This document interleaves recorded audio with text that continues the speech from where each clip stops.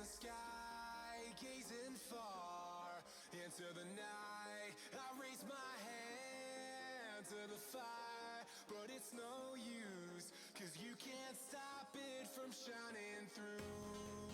It's true, baby, let the light shine through. If you believe it's true, baby, won't you let the light shine through for you, for you, for you, for you, for you, for you, for you, for you,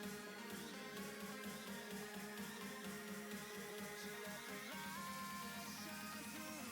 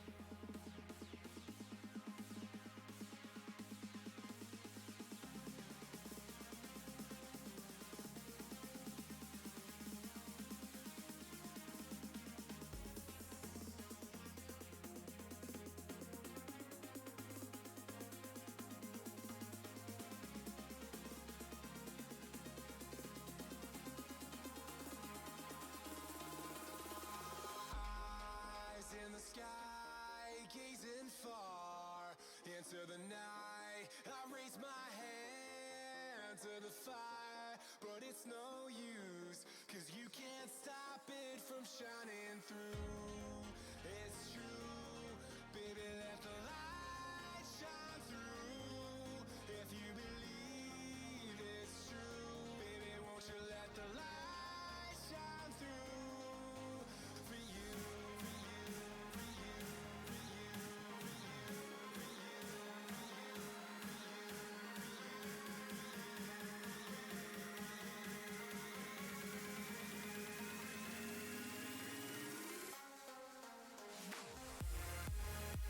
you.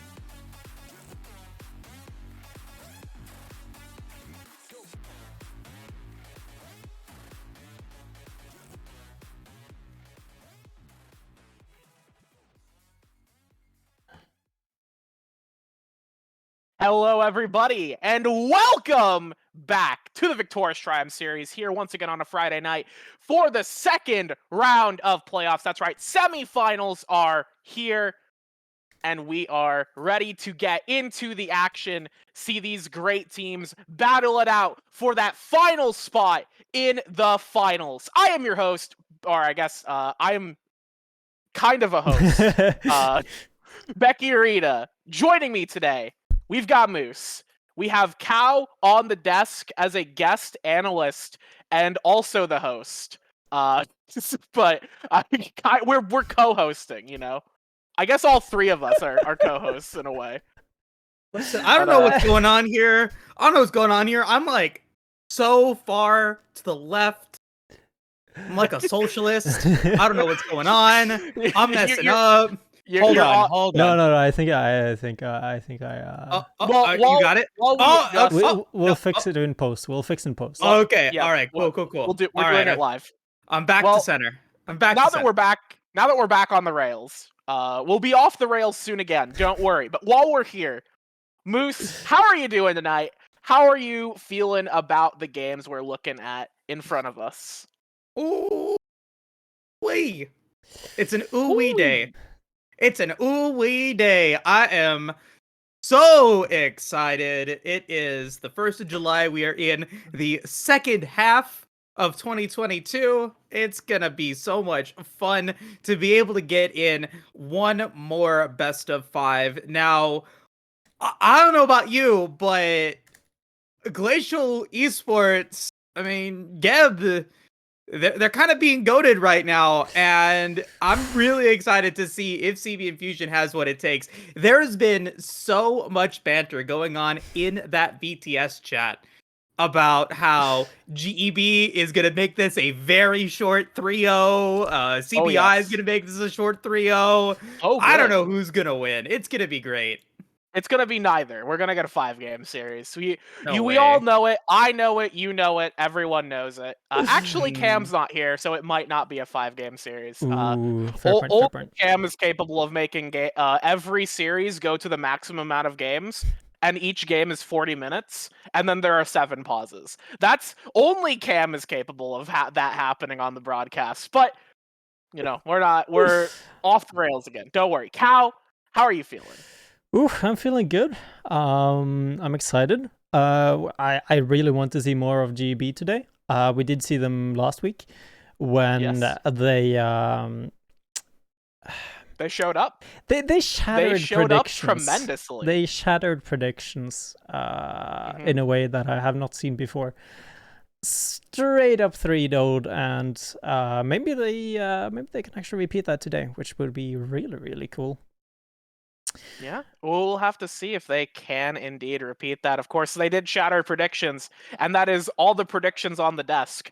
All 3 of us were wrong last week, including TDS, who is not here today, but he was also wrong. We all thought it was gonna be a clean TAB win, and then Team Ambition Black decided to blue 1 Azir 2 games in a row and not actually perform with that pick very well. And of course, Glacial Esports Black just had a fantastic series as well, navigating each fight as a team expertly. And I believe we actually have some replays from the series last week, if you want to pull those up, because what we saw from Global Glacial Esports, was great team fighting and the willingness to play things that aren't necessarily in the meta, but, you know, focusing on strong picks as well. Yeah, I definitely agree, right? We see in this last game, the clips are not particularly in order, that's on me. But yeah, like they did pick out the Kog'Maw and actually went like full on attack speed, which is always really fun to watch, in my opinion. Literally just like mass fire. I mean, we're not Belveth levels of attack speed, right? We're still not hitting that like 3.4, 3.5 attack speed. But it was incredibly good Talia mid performance as well. I believe it actually played in 2 games. And yeah, they really had a really, really good performance that none of us really expected, to be honest. Which yeah, amazing yet again, which I really, really hope we can see today. Yeah, no, I'm hoping to see Indeed. some good performances. What are you feeling? What do you think about how GEB performed last week, Moose? GEB, they came out to play and they played it well. Becky, you said something I think really, really smart in when you were coming in. We were talking about this series before the show started, and you said that GEB just read the meta better, and I really, really want to talk about that as well because I mean, looking back at the draft, I don't want to really harken back on the TAB performance because we talked about it already. But Azir is a decent pick right now. I think that Azir can be picked, but I've said it all series, I've said it all VTS that games can be decided in draft. The way that you draft your roster, when you decide to pick your mid laner, when you decide to pick your top laner, how you decide to ban out can determine whether or not you win or lose games and even series. And so I think GEB overall, I mean, they drafted a lot better, they understood the meta better, and they were able to reflect what they needed to do in those crucial moments, in those team fights, in the coordination department, in the CS department. It just felt like they upgraded their game, and now they're going to have to do it again. They're going to go up against CB Infusion, who, again, a very strong team. Third in Group B, now currently the only remaining Group B team. Oh Boy. Yeah, they are a very strong team, and they're the only hope for Group B here. If they do lose out, it's a Group A finals. Despite all of the content, all the coverage that we had on Group B this split, it could potentially be a Group A Grand Finals because Virgin Gaming Ambition was able to take the win against Gang 7 Mirage earlier this week. So they are already confirmed in finals. We are finding out who our finals bracket is going to be. So we're going to have a full week to find out who and what is going to be, this really phenomenal series that's going to happen next week. And everything's on the table right now. You have to win this game in order to make money. Yeah, you gotta win this game. Yeah, it's vitally important. It's extremely important, and yeah, CBI, right? We've seen a lot so of many them. of their games. We've seen so many, and yeah, like Pantheon top lane and Mario's having an absolutely amazing performance throughout the split. In general, and well, yeah, Iron4 Demigod and Seagullfly in bot lane, right? They've played a lot of different things. Like here, you can see them playing Jinx Lulu, for example, right? It's a good pick in general, and I think they performed it really well. And then as well, like they've played Brand Nami bot lane, something I really like when you're duo queuing, but I'm not too sure how well it would have performed in something like a competitive match like this. But they really did a good job on it. Yeah, no, they performed quite well.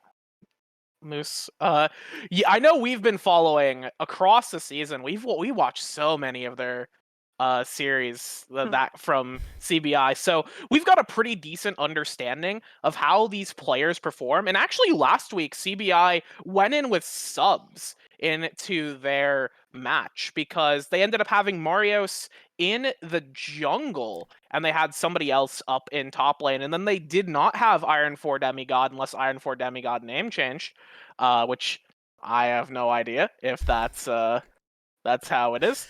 But it's really if you always hope they can get their main roster for these big important matches, and hopefully we can get to see more from Marios, because I think what he's doing is more interesting than what a lot of other top laners bring to the table, and I think he'll be able to push the top laner of Glacial Esports to actually have to fight for taking over that lane, because they did not see a whole lot of competition during last week's matches. Like, they beat up Shen as Fiora. They absolutely dumpstered a Garen in top lane, and it's little sad. It was a little sad for the Garen fans to see their boy getting rolled in top lane, but I think it's gonna be these are gonna be really close matches. And even though both teams, they're stepping up with their banter, they're coming in saying they're gonna 3-0. I think that you gotta say they have to be a little bit nervous going into these games. They have to be. I think confidence is key, but being able to have that humility or whatever you want to talk about it, being able to not make it into arrogance is a strong factor in being able to play your best. If you believe that your opponent is playing at their best, that they are, on the same level or even better than you, it forces you to play games in a much more methodical way, because if you go for something wrong and they are better than you, they're going to be able to capitalize on it. They're going to be able to exploit you. So I there is a fine line between confidence and arrogance, but then there's also a fine line between being defeatist and being, and responding to what your opponent does. Like, there is emotions that come into it. And considering that this is such an important game, this is like, your entire season is really riding on being able to get into the finals, being able to win this best of 5, and to fall short at the, right at the very end, right before the top of the mountain, is definitely going to be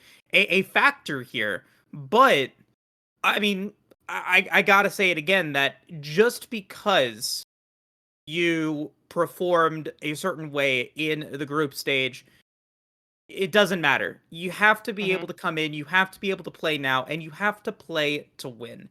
You have to play to win. If you decide that you want to play passively, if you decide that you are going to, kind of feel it out, if you're not being confident in your decisions, you're playing not to lose. And if you're playing not to lose, how could you ever win in the first place? So I want to see that confidence come in. I want to see that I want to see those opportunities that might be risky but can pay off. I want to see that communication. I want to see that coordination. And I just want to see a really good series, no matter how many games it is, between these two teams, and I expect that we're going to get that here today. Yeah, we're going to be playing, of course, not to lose. Both of these teams looking to win. We don't want to see you playing not to lose. This isn't the North American LCS. That's a no-go. We don't got TSM on the Rift today. Let's see some action. Let's see some bloodshed. Let's see some proactive gameplay rather than just hoping your enemies outplay themselves. Glacial Esports arguably saw their opponents outplay themselves last week. So let's not see any of that this week. Let's bring out the best of the best that these teams can provide. Before we get into it, I gotta ask. We gotta do predictions. So, for this series, CB Infusion versus Glacial Esports Black. I'm gonna start with you, Cal, because you're on the other side. I'm on the other side. Yeah, it's super also hard. The ocean, because you're in Europe. Yeah, true. I mean, I'm glad you brought up the NA fiasco. I mean, LCS, then that I didn't have to show the LEC supremacy. But yeah, for this series though, it is exceptionally hard for me to choose, because we've seen a lot of CBI, and like, I really want to be like, yeah, the Group B can make it, but at the same time, the dominating fashion that GEB had last week, it is... I want to see a best of 5 really play out, and I do have Silver Scrapes ready as the producer here, so I'm gonna say 3-2 to CBI. 3-2 to CBI. 3-2 to CBI. Let's go. Some confidence in the final members of Group B left alive.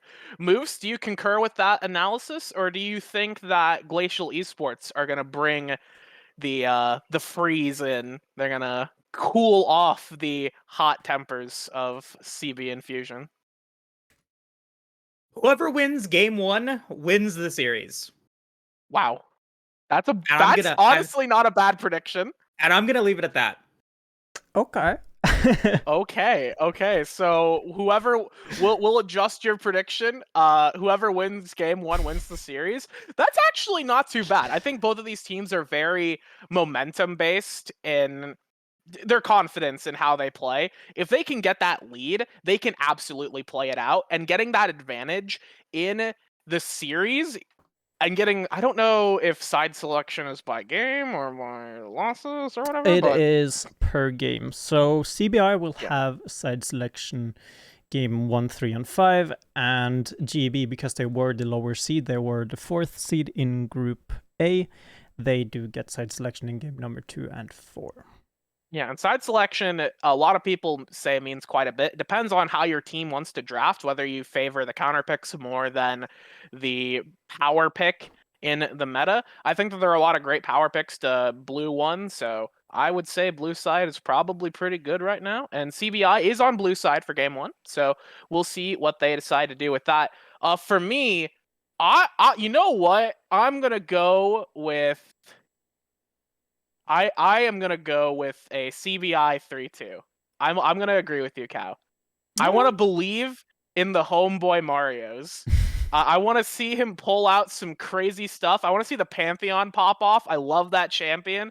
I love seeing it when it gets rolling and the crazy things you can pull off and how you can get tempo for the rest of your team. I love that champ. I want to see him show up. I want to see other interesting things. I hope we don't see Gnar. I'm tired of watching that champion. I've been seeing Gnar all week.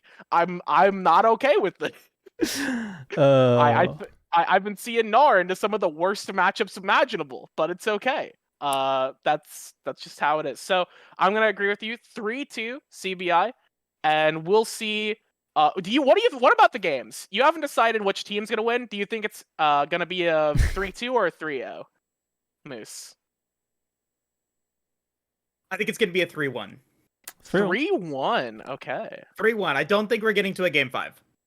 We gotta save that for grand finals. Gotta save the grand finals game 5. I think that's fair. I think that'll be very exciting. But we'll have to see what happens. I believe we're still waiting on the players. Okay, never mind. We're gonna be getting to the draft. So yeah. I hear the draft music, and I am not going to be casting with you. It is Moose and Becky on the cast, so you two take it away. I'll be meeting you on the other side. Good luck. Thank you. Oh, sorry. Thank you. No, you're good. Hey, you know what? Thank you, Cow. Now, Becky Rita, your turn. Thank you, Cow. Perfect. Can we get thank you, Mr. Cow, in chat, please? Yes. Thank you, Cow, or else in chat. You will lose your next solo queue game to somebody griefing your team. It'll be an O10 Yasuo. It'll be O10 Yasuo. Yep, that's how it is. But we're in the draft right now. We see the Kindred Fiora. And okay, the Senna I think is really smart. Glacial Esports played that 2 of their 3 games last week, and Glacial Esports have been banning Seraphine in nearly all of the games. They banned it in 2 of 3 games they played last week, leaving it up for the first one, but neither team picked it. I think Seraphine's one of the best picks on the patch right now. Zeri, really solid. We'll see what they go for here. So for B1, what would you ideally do? So, I mean, it all depends on like what the ban is or what this final ban is going to be, and you've already eliminated some of the most important picks. The Zeri being banned out means that you don't have to worry about like a Zeri Yumi or a Zeri Lulu, whatever that may be. You also took away the Senna, so no Senna TK is going to be available. Another really, I think a consistent pick that is still somewhat active here in 12.12, not as powerful as it was in 12.11 or 12.10, is that Lucian Nami. You can go for that if you want to go for some mid-game power, but with the Volibear getting picked, absolutely makes sense. It is one of the most stable junglers in the meta right now. You're able to turn off the lights with that Stormbringer, and it gets responded by the Wukong, and I think that is a really strong response because you get that knockup and you still get some of that early game gank pressure as well. But this R2 pick I think is going to really determine what Glacial Esports wants to go for, and the Karma getting run at you. Run at you. That is the name of the game with Karma, and it plays really well with the Wukong. And I think the Volley and Wukong are probably the 2 top junglers, or at least in terms of presence on the patch, because not only are they really efficient in the jungle role, but they're also good flex picks. Volibear can go top. Wukong can go top. And mid, sort of. And we see the Pantheon getting locked in.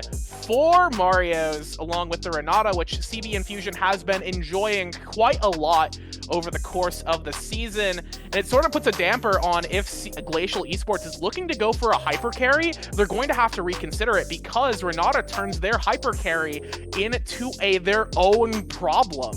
And Karma, maybe she works really well with the hypers, especially Jinx, who is left on the board.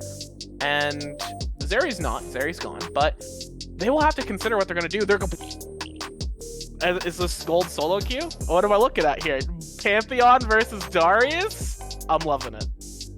100%. I mean, Marios was the first player in the VTS to get a pentakill. It was on the Darius. And Smart has been known to play some very unparticularly interesting non-meta picks in the games that we've seen them play. So, especially like last week, we saw the Fiora come through. There's a reason why it's banned out today. It's a very strong pick for Smart. And so, wanting to be able to take that away, but also being able to get some tankiness, some bruiser-like qualities, and some execution there in the top lane.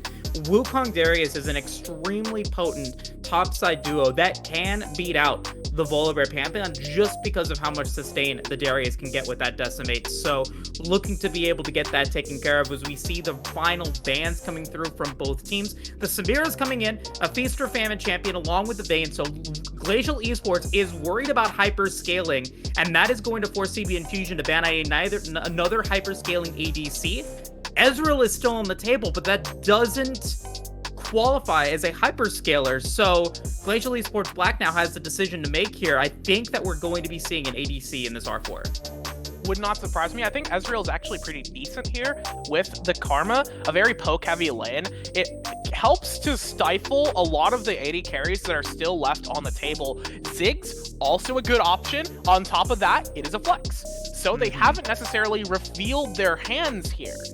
They can still try and get that AD carry advantage. If they feel the matchup is good enough for Ziggs that they can send him into the mid lane, they can absolutely look to flex it. And we'll see the Galio get picked up for Holy Carrot, a champion he is very proficient on. We're just going to be waiting to see what the AD carry angle is.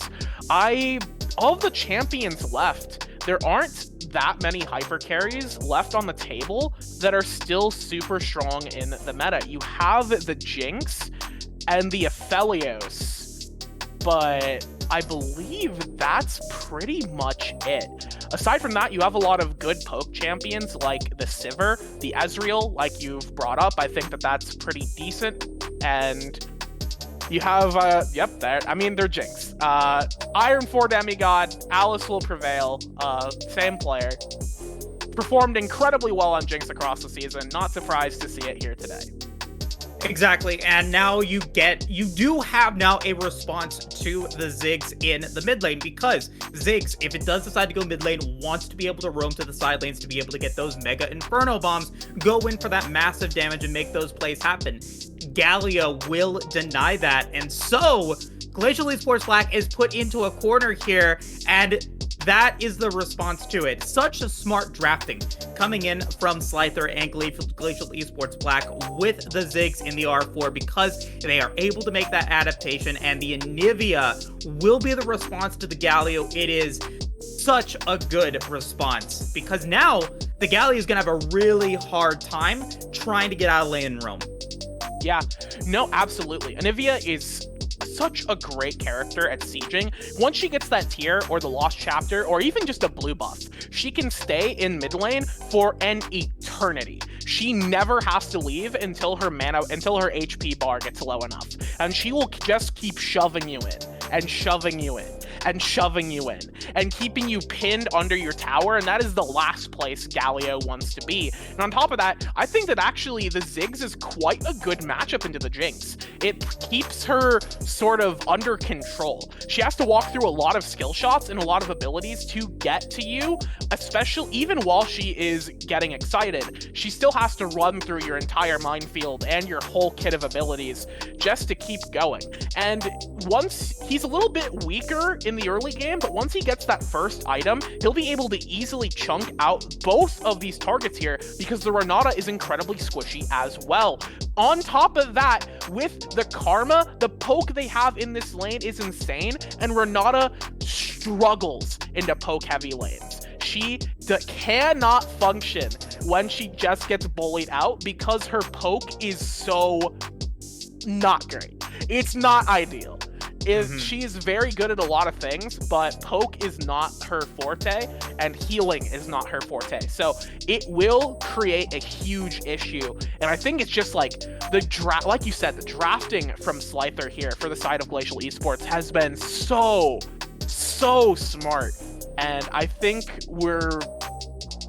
they've got a really good advantage here. My only concern is that they're kind of lacking in good engage tools. They have Wukong and a Darius running at you.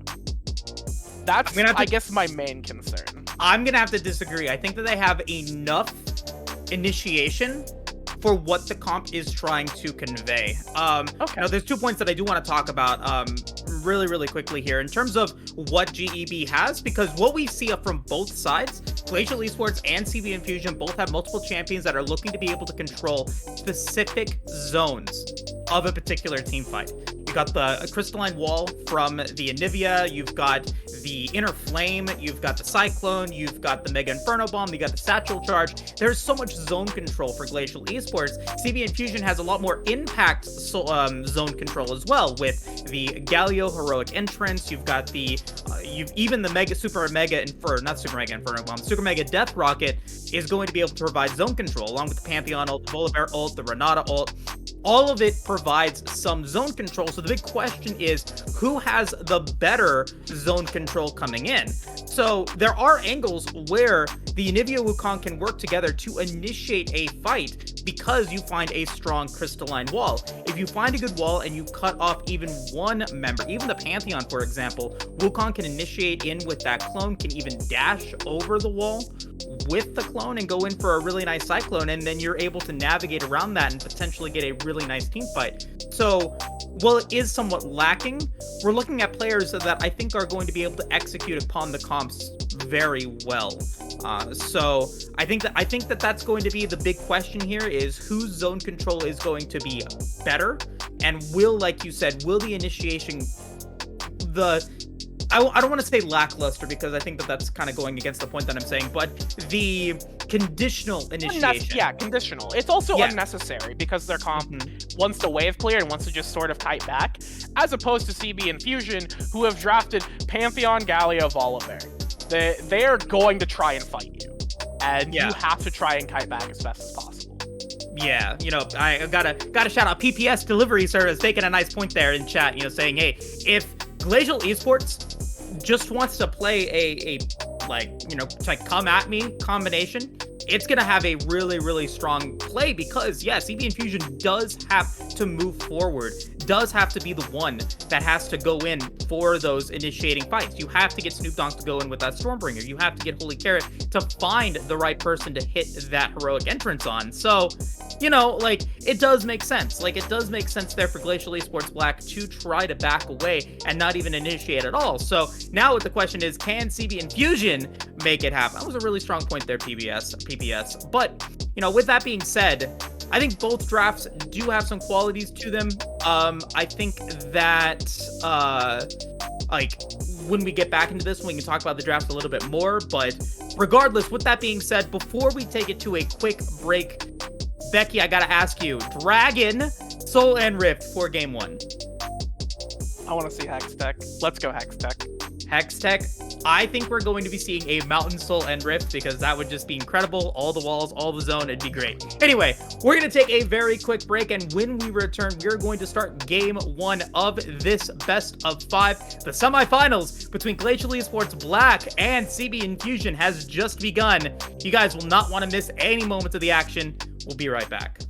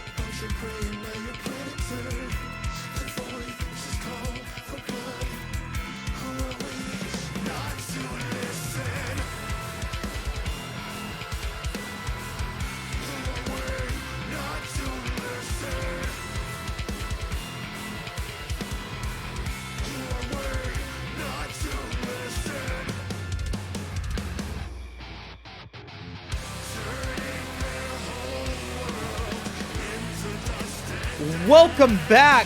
Welcome one, welcome all, and we have begun our marquee match of the BTS this week.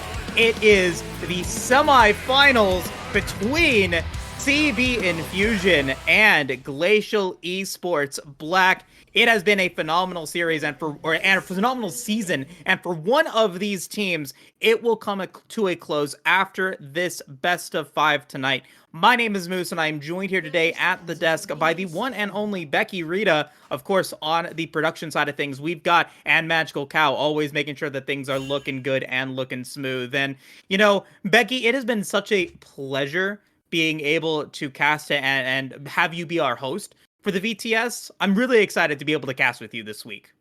Yeah, no, I actually have been, I color casted twice this week already. I'm not usually a color caster, so I'm actually warmed up for it. We'll see if that makes my opinions better or worse. But, well, that'll be decided eventually. Arguably, my opinions have already been bad. But taking a look at what were just like runes and masteries and summoner spells, and runes and masteries as if they're different things already. I'm too old. Played this game for too long. But we see the unsealed spellbook coming in from the Galio, which I think is a pretty decent tech option. It allows him to have access to a lot of incredible tools, particularly the exhaust, which I think, because the rest of their team has not taken it, having exhaust in pocket as an option to deal with a Darius in a late game team fight, or the Wukong in a late game team fight, is going to be very useful. And, I mean, it also just reduces the the cooldowns of your other summoner spells, gets you more teleports. It's very useful for this character. We also see the Ignite getting taken by Mario's, not too surprising for the Pantheon, looking to try and just snowball an early lead, but it is so hard to fight. It is so hard to fight Darius at level 2, because he just kills you, and he has level 2 advantage, so he is going to be pressuring this wave right now. Once we see the scoreboard reset, we'll get an idea here, and we have a poke on the bot side. It's gonna be interesting to see where these lanes go and where these junglers are gonna try and pressure first. We did get both junglers decided to go bottom side, so blue buff and red buff getting taken by both Snoop Dogg and Popin respectively. Just really quick, want to go over the rosters of both of our teams on this game. We have CB Infusion over on the blue side, not Glacial Esports Black. They got the CB logo, but not the CB name. Mario's going to be playing as that Pantheon in the top lane, with Snoop Dogg going to be playing as the Volibear in the jungle, Holy Carrot as the Galio in the mid lane, with Alice Will Prevail or Iron 4 Demigod and Signify going into the bottom lane with that Jinx Renata. This is the full roster for CBI. No subs, main roster that we've seen a couple of times here in the VTS. Going to be a great time. Meanwhile, for GEB, Glacial Esports Black, we've got Smartaz going to be playing as that Darius there in the top lane. Popin going to be playing as that Wukong, looking to go for a gank topside. Kaidazor with the Anivia, and then we've got Silva and Purple Ninja with the Ziggs Karma in the bottom lane. Marios is going to be in trouble, though, as he's going in. A lot of damage onto Marios, but it will be enough. The spear will come in, and Marios will take first blood. Popang is now going to be in trouble, going to get stunned by Marios, as we get a flash forward coming in from Snoop Dogg. Holy Carrot and Kaidazor on the way. Nice flash from Holy Carrot as they taunt the bird and the monkey, but it's the monkey that goes down, and it's 2 clean kills for CB Infusion.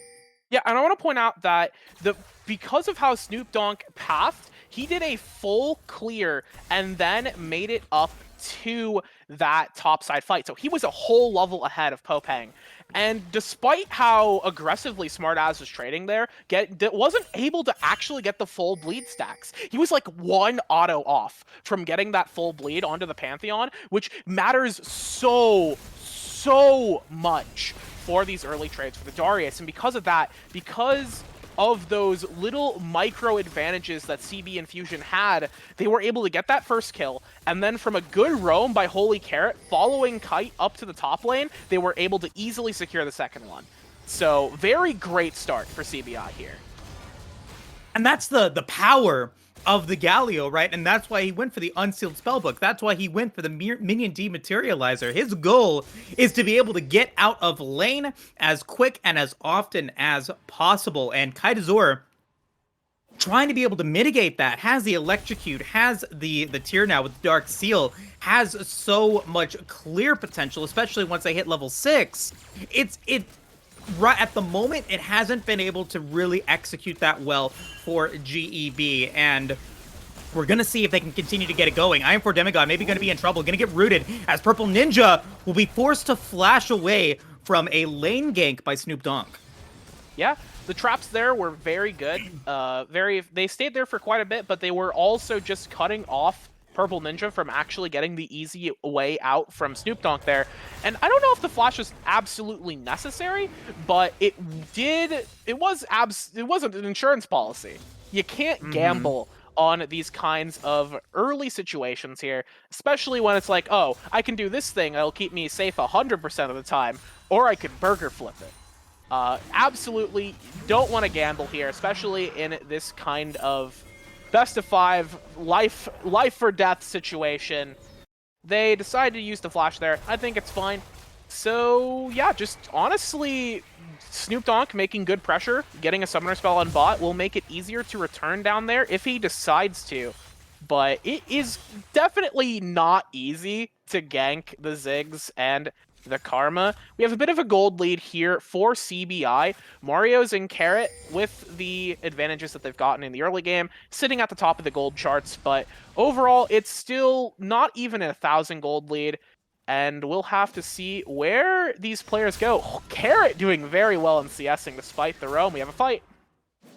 Yeah, Mario's going to be up against Smart. Smart does have almost full stacks of the bleed on to the Pantheon, but it is going to be a gank coming in from the bottom lane, or from the mid lane, pardon me. Holy Carrot is coming through, but the play does not work out. Smart decides to back away for the time being, and Snoop Dogg isn't quite yet level 6 to go for the dive, but Holy Carrot is looking to be able to proxy here. This is, yeah, exactly a forced fight coming in, especially with the Rift Herald spawning in about a minute. They could decide to go for a play potential, as we do get the great Starfall coming in from Mario's. Smart is going to pop the Ghost, just barely being able to escape, as Snoop Dogg is now level 6. Kaidazora is going to roam up, but will find nothing to do except wait, as Kaidazora is going to be able to find that control ward in that brush, but ends up just being a reset here, and CB Infusion once again with another top lane play. Now Kite might actually be in danger here. Oh, Sky Splitter's gonna fall. Okay. No, he's gonna be fine. Yeah, and there's the wall, just a little bit of deterrence.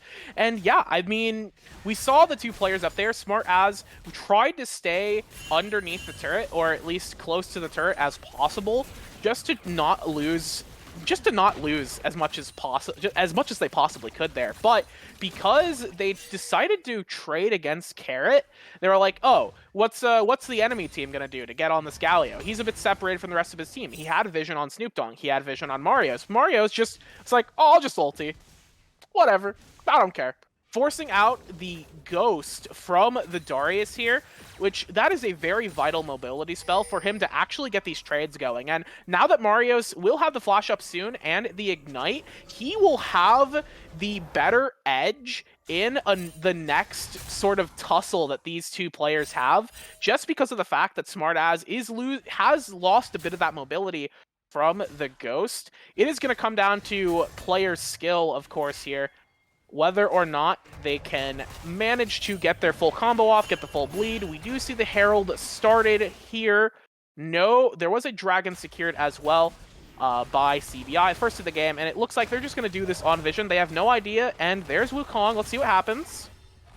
Openg could go in with the Blast Cone and then dash away with the clone. Let's see if he does decide to go for it. He has the opportunity to try to maybe make a play happen.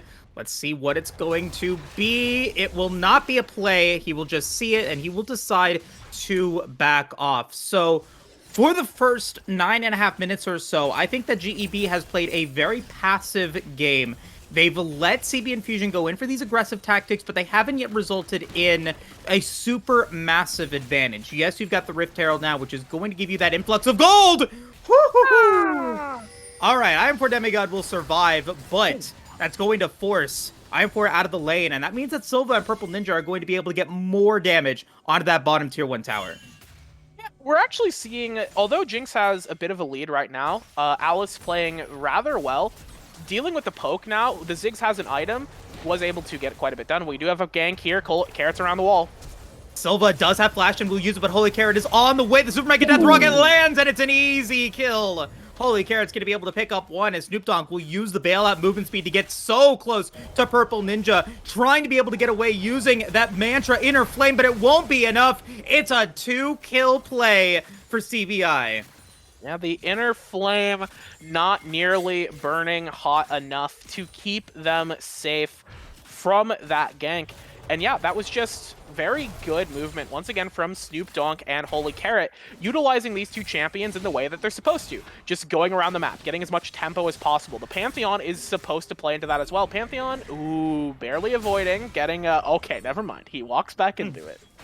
But I don't believe anything else will happen here. We see the Herald dropped in the mid lane. That, ooh, not quite. The last plate there getting picked up. Oh, wait, what the heck? What the heck happened? Okay, actually, I know what happened. He got Q-ulted. That's what happened. Yep. That's just Darius. That's Darius. I don't know what to tell you, but yeah, no. We have, yeah, but basically just good play and good map movements from the side of CBI to secure more stuff in the bot lane. But now that the Dragon's up, we'll see what team can get the prio around there first. Your prediction of a Hextech Drake is still on the table, Becky, but of course, Mountain Drake and Soul will not be the play here in Game 1, as it looks like Glacial Esports Black was just a little bit quicker on the draw. They will be able to pick up the second Dragon of the game, and you're close. But no cigar, Becky. It's going to be a Cloud Drake here for Game 1, as Signify is going to get hit by the Crystalline Wall. Will be forced to flash away. He'll be down to less than half HP, but no real kills or any real objective going to be taken there.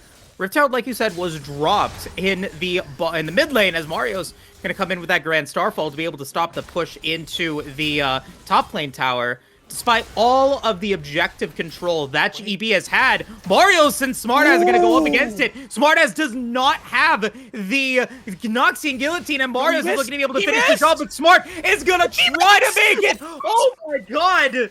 Mario's barely able to win that 1v1.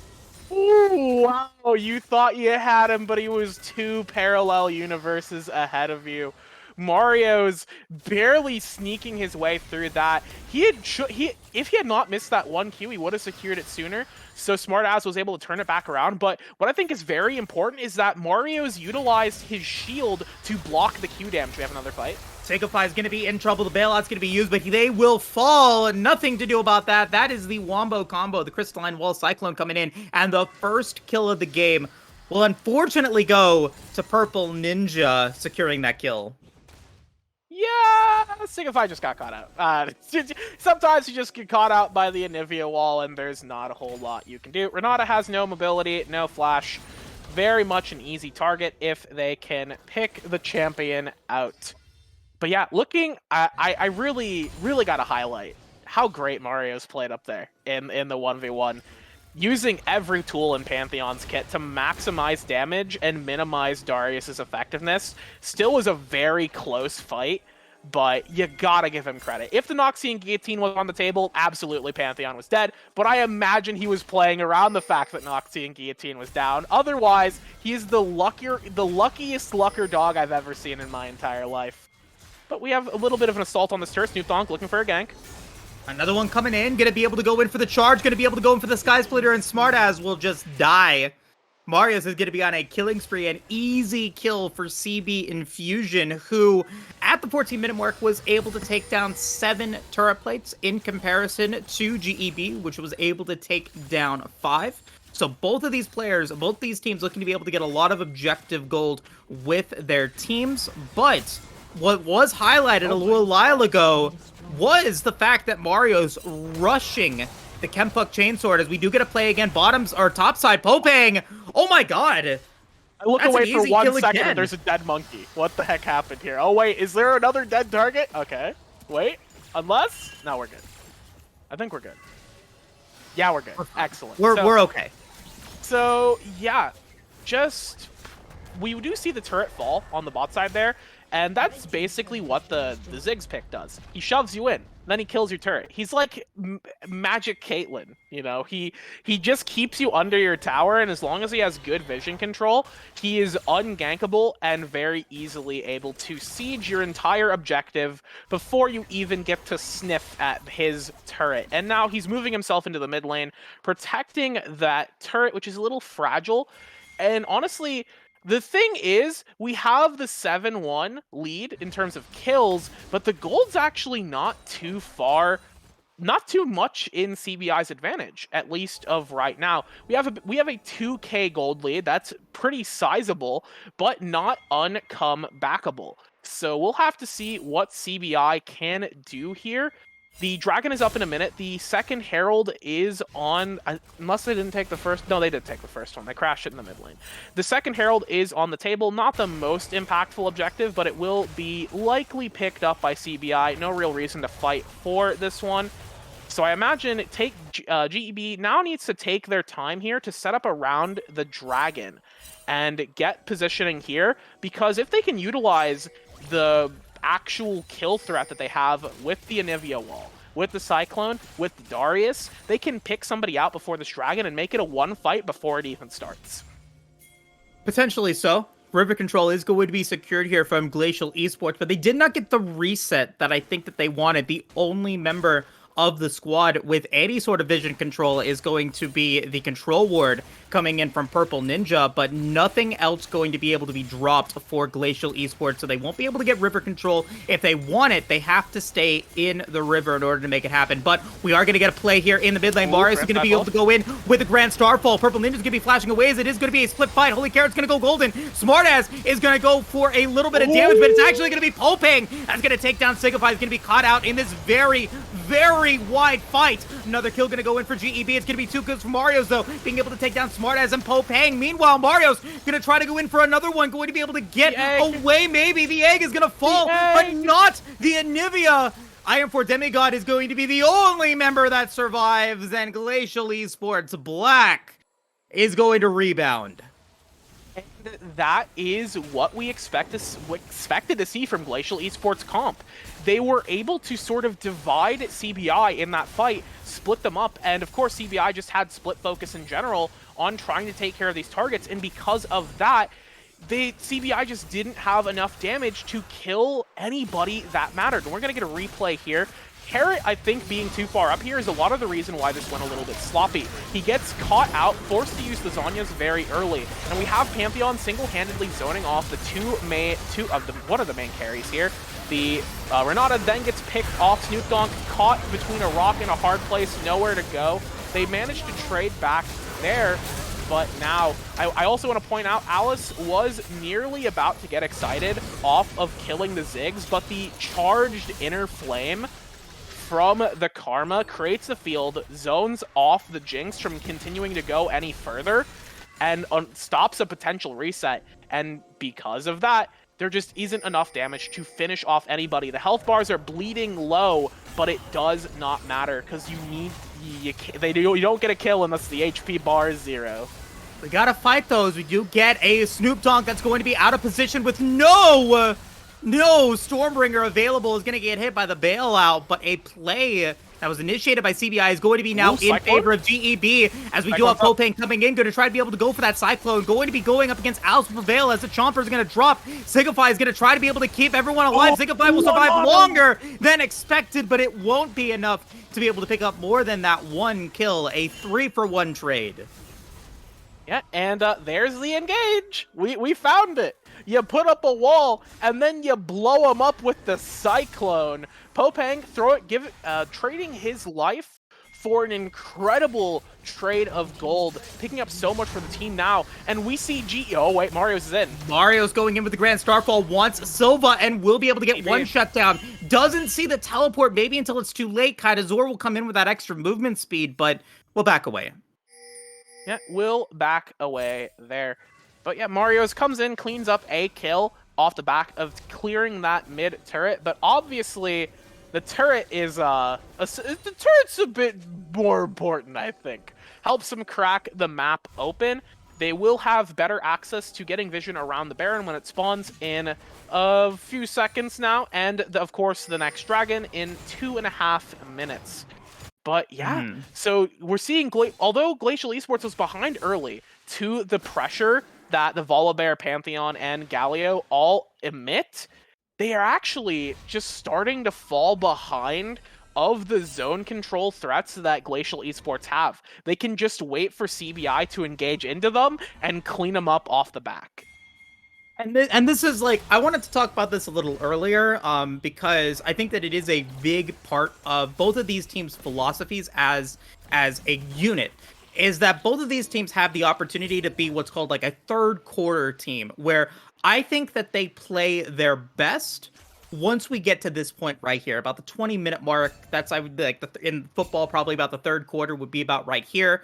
This is when things really start to come in, and now we get to see if that is going to be accurate for CBI, because they have had a really strong early game, but now their objective needs to be defense. Looking at GEB's roster, looking at their lineup, the Anivia and the Ziggs are very close to unlocking their Tear of the Goddess items with those Seraph's Embrace. Once they get unlocked, they're going to have complete control of the Rift for a little while until Alice Will Prevail is able to get to that third item, which is going to be about 3,000 gold away at this point. Shurelya's was just unlocked for Signify, but for the next couple of minutes, I would say that GEB runs the Rift. And if CBI is not careful, they could lose the game right here. But like I said, both these teams, really strong third quarter teams. They play really well around the Baron. And we get to see who's going to be able to perform better in that regard here in this first game.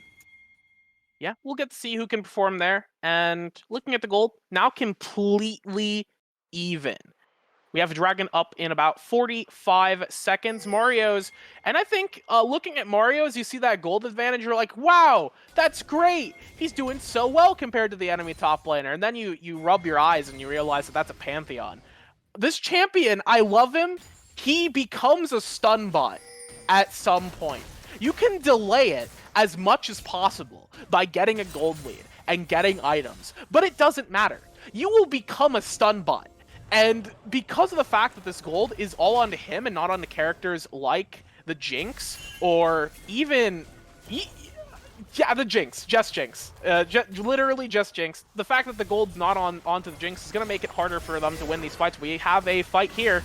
Gotta be careful, though. A lot of damage onto the CBI squad as we do get the Grand Starfall coming in. A beautiful hostile takeover is going to probably do enough as we get the taunt going in on to Popeng. Popeng will fall. Alice Will Prevail is going to go in onto the Bailout, but Bailout will not be enough to keep the Jinx alive. A great stun coming in from Glacial Esports, but it's a Noxian Guillotine from Smartass going in for a second one. Holy Carrot's going to go golden. Signify's the only one to survive, and while the fight looked good, CBI going to brush tech to their doom, and Glacial Esports will take down 4.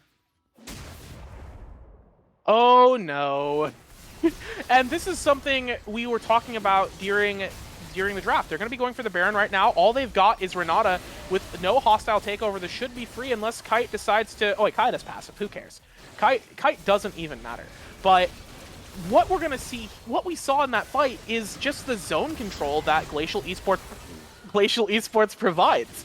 And the zone control was so important there. That Glacial Storm in that bush there lasted almost the entire fight. And it prevented the entirety of CB Infusion from doing anything to get there. Because how do you get around it? You have to waste all your cooldowns. We're actually going to get a replay of the fight there. You see Mario's is in the front. Alice goes down, not able to get a proc there. And you see the Glacial Storm. It has to force back Holy Carrot and Mario's. And they take so much damage on their way out. And as they're running away, as they're slowed down, it's just easy pickings for the Ziggs, for the Anivia as well, and Darius can just easily clean up. Back in live, we do see CB Infusion take a dragon, take their second dragon of the game, and Signify just dies. Just dies. They just get killed. Jinx does trade a one off of the Super Mega Death Rocket, but that is still Baron for Glacial Esports, and they are in quite a good position right now. Yeah, it's a 5-for-2.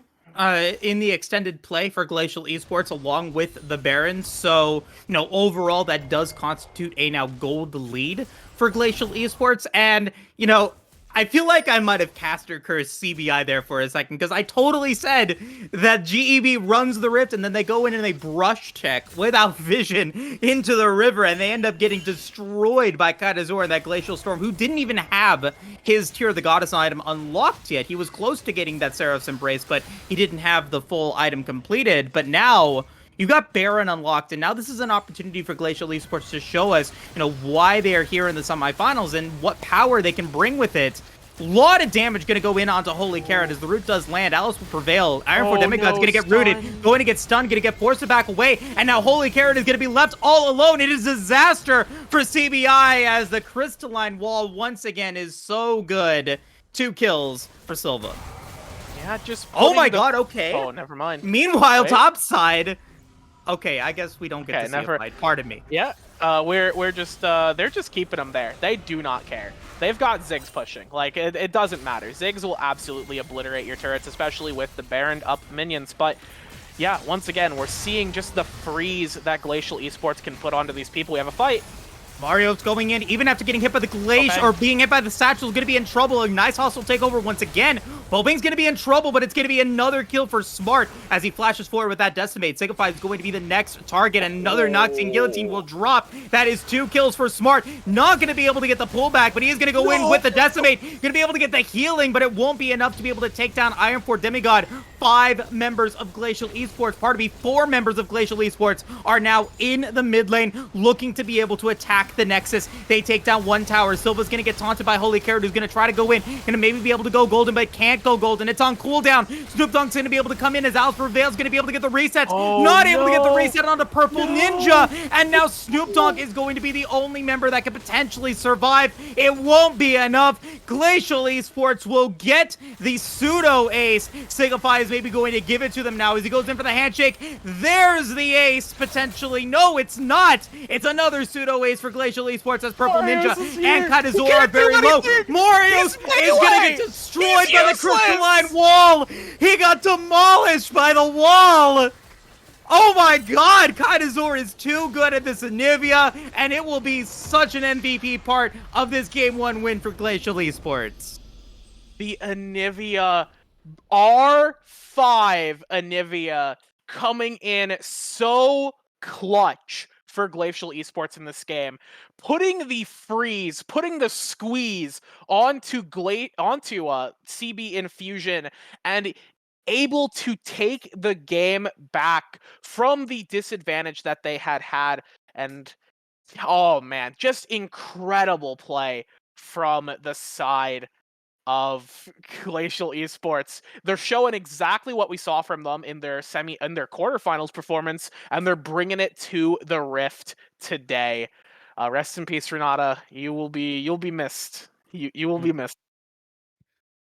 I want to bring Cow back in here, but before we get into the analysis of the game, I gotta bring it back to the very beginning of this. I told you that I wanted to talk about this if CB Infusion lost, and I'm going to talk about it now. I think that the draft is where CB Infusion made a critical error in picking the Pantheon in B2. It ended up resulting in allowing Glacial Esports Black to go for a decision for the Darius.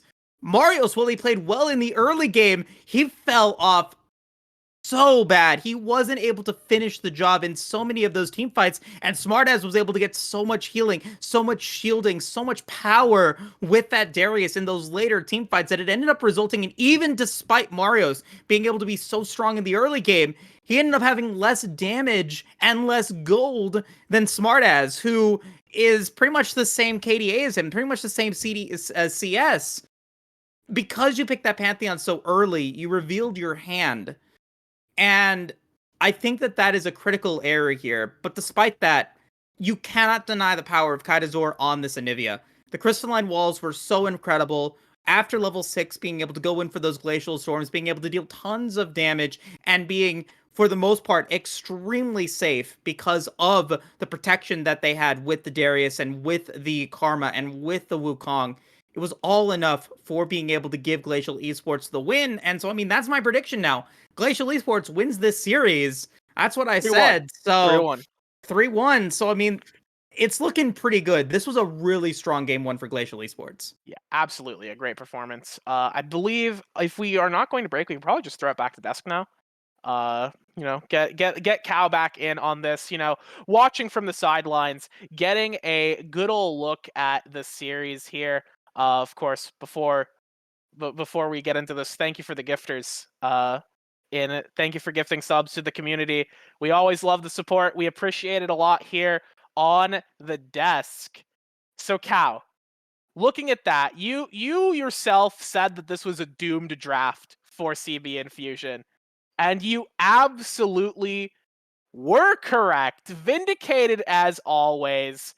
So, break a little bit down on what you saw there. You are muted. What we saw there was an exceptionally slow, methodical game for GEB. They were able to keep their cool. What more puns can we have that is frost? Ice in their veins. Freeze the lane. Keep their head cool. Yeah, there's probably more. But yeah, they had an incredibly performance. It looked really good in the early game, but that is what what CBI's comp is. It is supposed to be early game oriented, and they did a really good job of that. But they just couldn't keep the momentum going because of the fact that then Darius was able to pop off. They have such a good teamfight comp, they can put down that wall. It denies so much, and then you also have the Sigs as well, who played phenomenally. Really good spacing, really good auto attacks, and no, not auto attacks, Qs, bombs thrown all over the place. Yeah, no, you cannot get in on that team at all.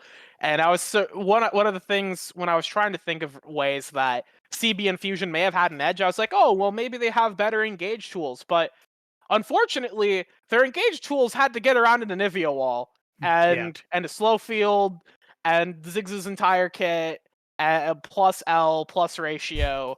There's just no way on the God's green earth that they were going to approach that fight. No matter how they got there. Maybe they needed to find better flanks. There were so many times, I think, that they just kind of walked into the Glacial Storm and walked into the worst fight you've ever seen in your entire life. They need to play better with vision. They need to play a little bit smarter in these fights and figuring out which ones to pick to actually win the game. If they want to keep these sort of Pantheon, Galio, Volibear comps rolling, they need to pick better fights and get better angles. Because otherwise, you're just going to get shredded by all the zoning. Exactly. I mean, that was the objective that you needed to go for there for CBI, is that you needed a way to be able to get into the back line. And so while the Volibear is good, something maybe like a J4 maybe would have been better in hindsight, considering the comp that they had built up, because there was never a way for the Volibear to be able to get into the backline and be able to get the follow-up necessary in order to make that effective. Yes, you can go in for Stormbringer, but you have no way of really being able to keep multiple champions in a singular area for those rockets to be able to do multiple damage, be able for that Karma to be able to get in that massive damage that Inner Flame can, or not, pardon me, Karma was on Glacial Esports. It was the Renata, but the same thing. Okay, so the Renata, again, you want to be able to get that multi-man hostile takeover, and I do believe that Sigify had a couple of those multi-man hostile takeovers, but because the Anivia, because the Ziggs, and because the Karma were so safe and they were able to be in the backline, it really had no effect, because Ziggs is going to do nothing with those auto attacks.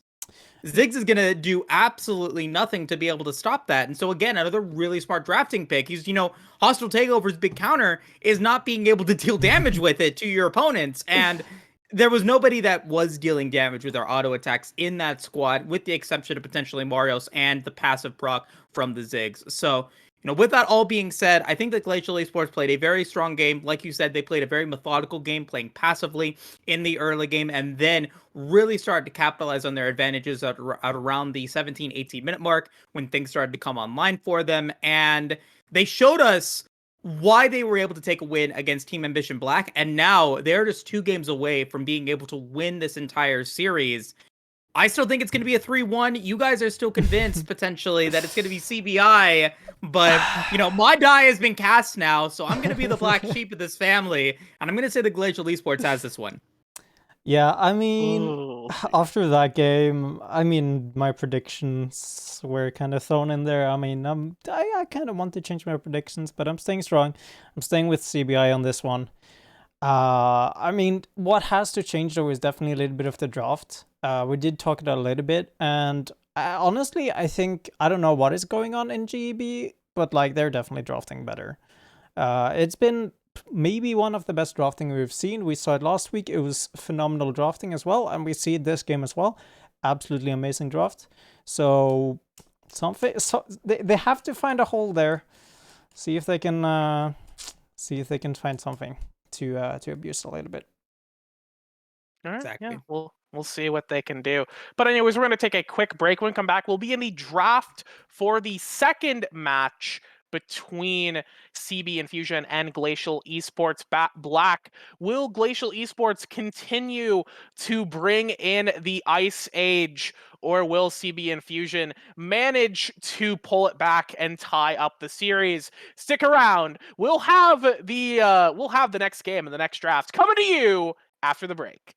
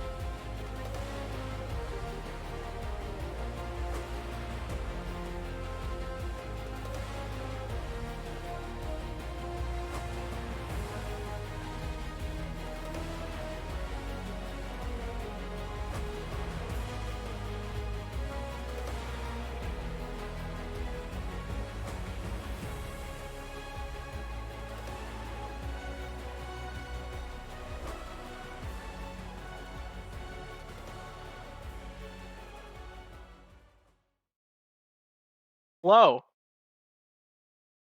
We're in draft. Smile. Oh, we're here. We didn't get a timer. We're just both surprised. We're just jumping right in. All right, everybody. Hello. Welcome back to the VTS. We are live now for game number 2 between CB and Fusion and Glacial Esports Black. Semifinals matchup here for these two teams. Glacial Esports was able to win game 1. They are currently 1-up against CB and Fusion. As we're jumping right into the draft, taking a look at the bans really quickly, 2 of the champions that were banned out from CB and Fusion, or were played by Glacial Esports, are banned out now by CB and Fusion here in game number 2. So just really quickly, Kindred, Anivia, Ziggs, Seraphine, Twitch, Zeri, all going to be banned out here for game 2. Snoop Dogg, once again, is going to be playing that Volibear. As Smart as and Popeng, they have picked then the Senatike, which is going to go to Silva and Purple Ninja. Kaidazor is going to play that Wukong once again, as we get the bottom lane picked now immediately here with a Soraka Varus. Very interesting picks. Yeah, I think the Varus will have...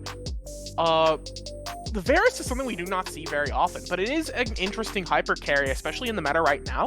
You can opt into a few different builds with the Varus. You still have the sort of crit attack speed Varus, you have the 80 odd hit Varus, you have lethality Varus, although that's not great in my experience. But what we've been seeing a lot of Varuses go right now is there is an AP attack speed build. You can go on this champion to utilize your W passive stacks and the W proc active to absolutely obliterate people, while also dealing a significant amount of on-hit damage just with your auto attacks. It's the best of both worlds between the poke and the auto attack Varus. So I'm interested to see what kind of build Alice will opt into this game. I think the Varus is pretty decent, but it will have to lane into one of the strongest bot lanes of the game, into the Senatom Kench. Not a whole lot you can do against them.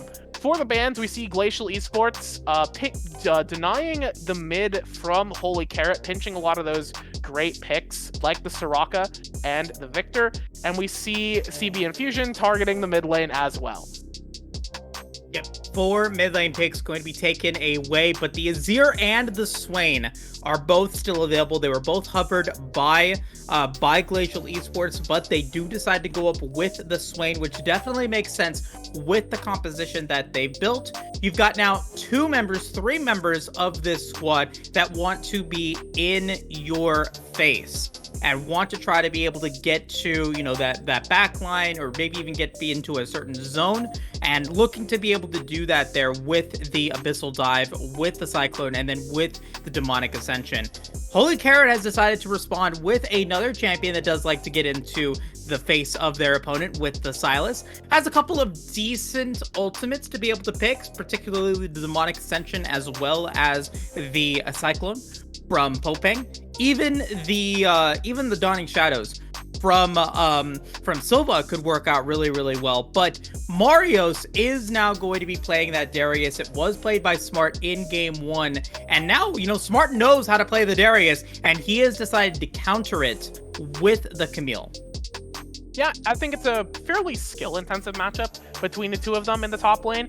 It's not like the Garen matchup, where Garen has absolutely no game before level 6, and you have like 2 windows of opportunity where you can fight the Camille. Darius has a lot more windows to actually go to trade with the Camille. If she screws up her combos, or if she screws up her her positioning while looking for trades, she will just have a very rough time.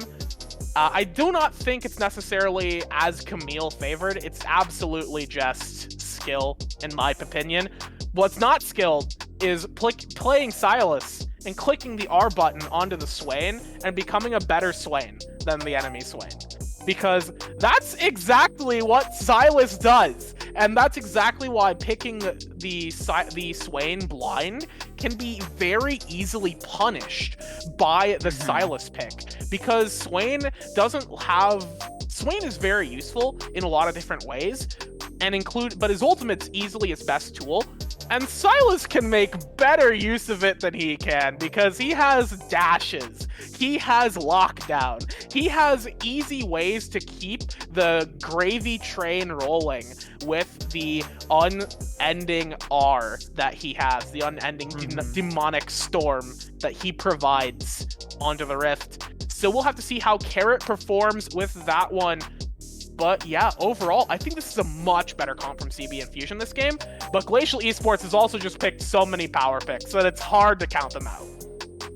I mean, you think about the set of TK, I think that there have been so many games recently where Tom Kench has been the absolute most important champion on a team, just providing all of the support possible to be able to make a team flourish really, really well. The Devour, to be able to save against something that might be able to execute, can be big here. So Purple Ninja can make that happen right now with, you know, being able to go for a Devour against a low health opponent, making sure that Signify cannot use that Noxian Guillotine in a way that he wanted for it to be effective. You can keep your carries alive and reposition them to a point where they can actually then still contribute to the fight. It's just so impactful what the TK can do. And, you know, I also appreciate the fact that Glacial Esports Black, though they had the opportunity to go for an Ornn in R4, which I do think is a very strong R4 pick, it doesn't have the opportunity to be able to deal, I think, enough damage in the composition that you had right now. So you decide to go with the Swain, you take the risk instead, and now you've got the Camille, which is now going to be able to deal a little bit more damage. You should be able to kind of get through some of the healing and some of the front line that CB and Fusion has been able to build. And you also have opportunities by multiple members of Glacial Esports to be able to get up against the mobile carry that is Iron4 Demigod here on this Vara. So it's going to be up to positioning here in these team fights, especially for Iron4 Demigod. If he ends up getting caught out, if you can't peel for this Varus, you lose a good chunk of what CB and Fusion's comp is looking to do. You lose a good chunk of that, and you could potentially even just lose out on the game. But yeah, no, I really am interested to see how these two comps match up, especially in team fights. I really like CB and Fusion's comp. I'll give the edge to them for this game. Maybe it's just because I want to see your prediction go through and be 100% correct. So, you know. But yeah, well, I think we are in spectator list, so. Yeah. You know, well, in order for my prediction to be correct, CB and Fusion does have to win a game. I think that it's definitely possible for them to do that now. But we'll have to see if they can actually finish the job and they can actually get themselves a win here in this matchup. But before we take it to that break, before the spectator delay completes, I have to ask you once again, Becky Rita, what is going to be the Dragon Soul and Rift here for game 2?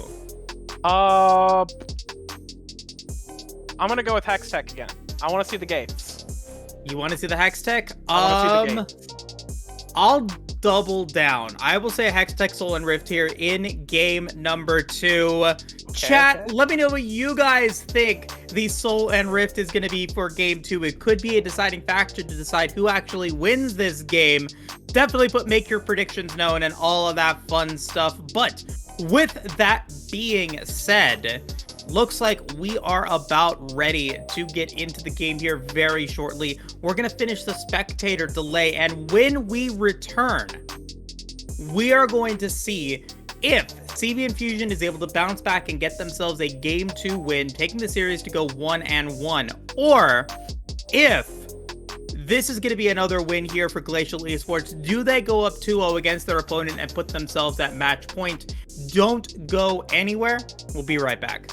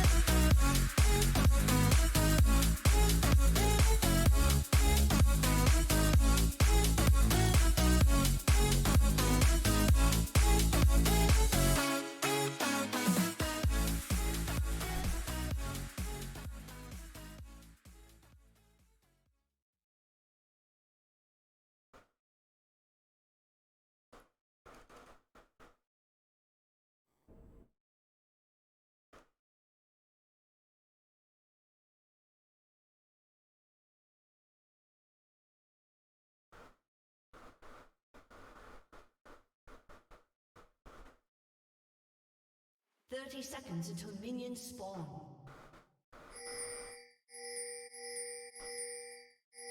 And as we move into this matchup, I mean, the stakes couldn't be higher for CB Infusion. No, yeah, the stakes are quite high right here. They're coming off of a rather tough loss in game 1, where they had an early lead, but lost all of that momentum as soon as they found it, just because of the fact that their comp lacked the ability to engage on what Glacial Esports had drafted for themselves. In this game, they may be in the same sort of pickle where they're lacking that kind of backline dive to get onto the Senna, but we will have to see how it plays out.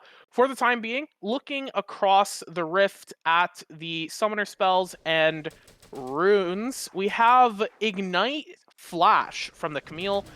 We sometimes we see Ignite Teleport. I think if you're going to just try and go for a kill lane, Ignite Flash is the safer option.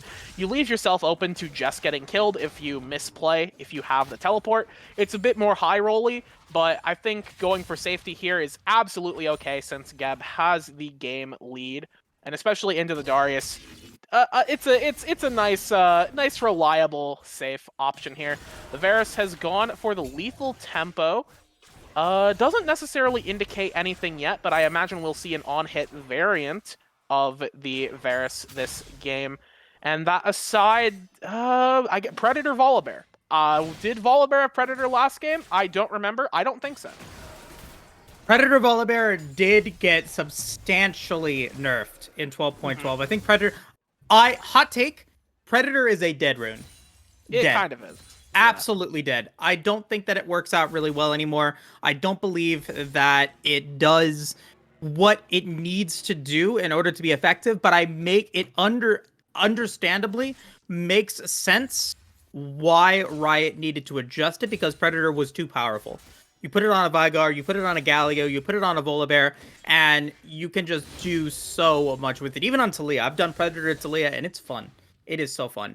But, with that being said, though, CB Infusion, they're going to be again over on the blue side. Let's go ahead and just really go over the roster once again. Mario's going to be playing as that Darius, that tried and true Darius, going to be played here in this game. We've got Snoop Donk and Holy Carrot now going in for a gank against Kaidazor. Kaidazor is going to be in trouble, going to potentially get hit by the Sky Slitter. Can't quite get enough damage and enough slowing, but it'll be enough with a flash.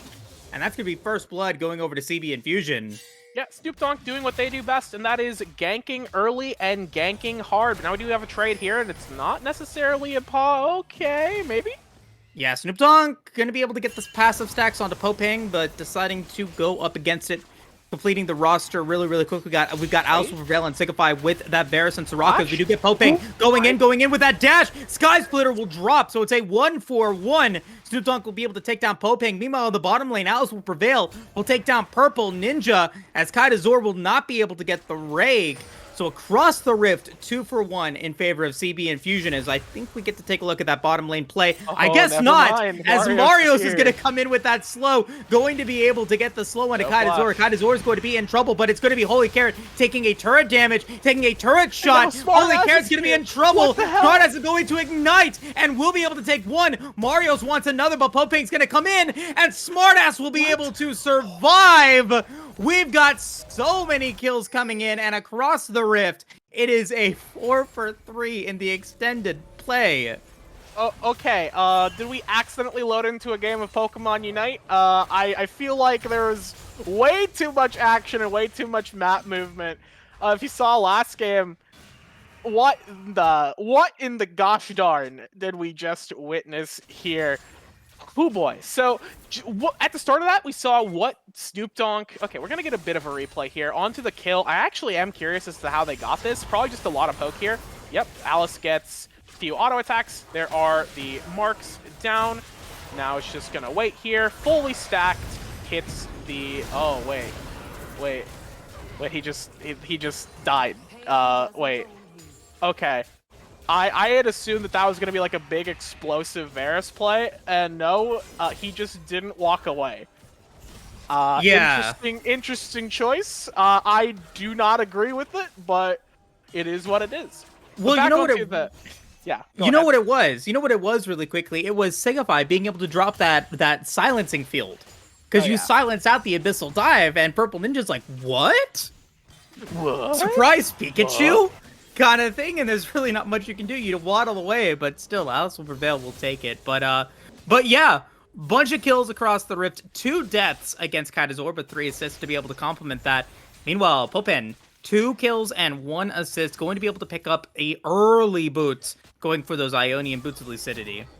Yeah, and Lucidity boots are going to be very useful in this gank up here. See if they can be able to get away. Nice use of the drag by Marios. Will be enough to get the Decimate heal and survive that play. Oh, Yeah, that's one of the... rest in peace. It's okay, we all miss him. And never mind, here's another one. we're going to continue to go in as Predator's going to get Type unlocked. 6. Snoop Dogg's going to come in, but Kaidazor is going to go in with the Holy Demonic Carrot's in Ascension. danger. Holy Carrot!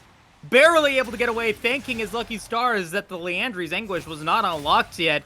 Will be able to survive for the time being. Could potentially go in with a Kingslayer and get that healing, but deciding against it. Marios is level 6. Smartass will use the hook shot to get away. Is going to be down to about 200 HP. And the action continues on Summoner's Rift, and it's not done yet. Oh yeah, Popang is going to be looking for a gank angle here. No vision, no idea this is happening. Now they are just going to get caught out. Yeah, another Visions of Empire going to force a flash out of Signify, going to try to be able to get away, but Signify is going to get knocked up by the Abyssal Dive, and that will be Purple Ninja with the Ignite, being able to pick up 1, evening out the kill count, but it is not over yet. Wait, Snoop Dogg Dogg's here wants now. revenge, and Silva does not have flash. Great root from Silva, but a great Stormbringer from Snoop Dogg will deny the root from it, being able to take down the Senna, so it's a 1-for-1 play in the bottom lane. This is like a WWE Royal Rumble. It's like just when you think that you're done seeing players step into the ring, somebody's song plays, somebody's music plays, and you got another guy jumping over the top rope, slamming into another player. Just unbelievable amount of action right now.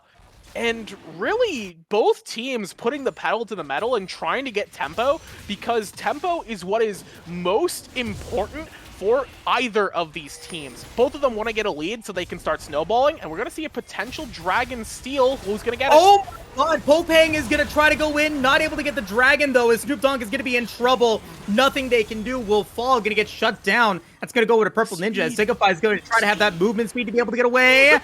Oh, not going to be able to get away. Silva will be able to take down Signify, so 2 kills for that Dragon.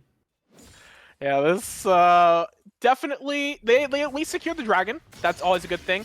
Singular Ocean is fine. It looks like we're going to have a Hextech next. So Hextech will not be the soul, unfortunately. We remain wrong. But yeah, just, ooh, man.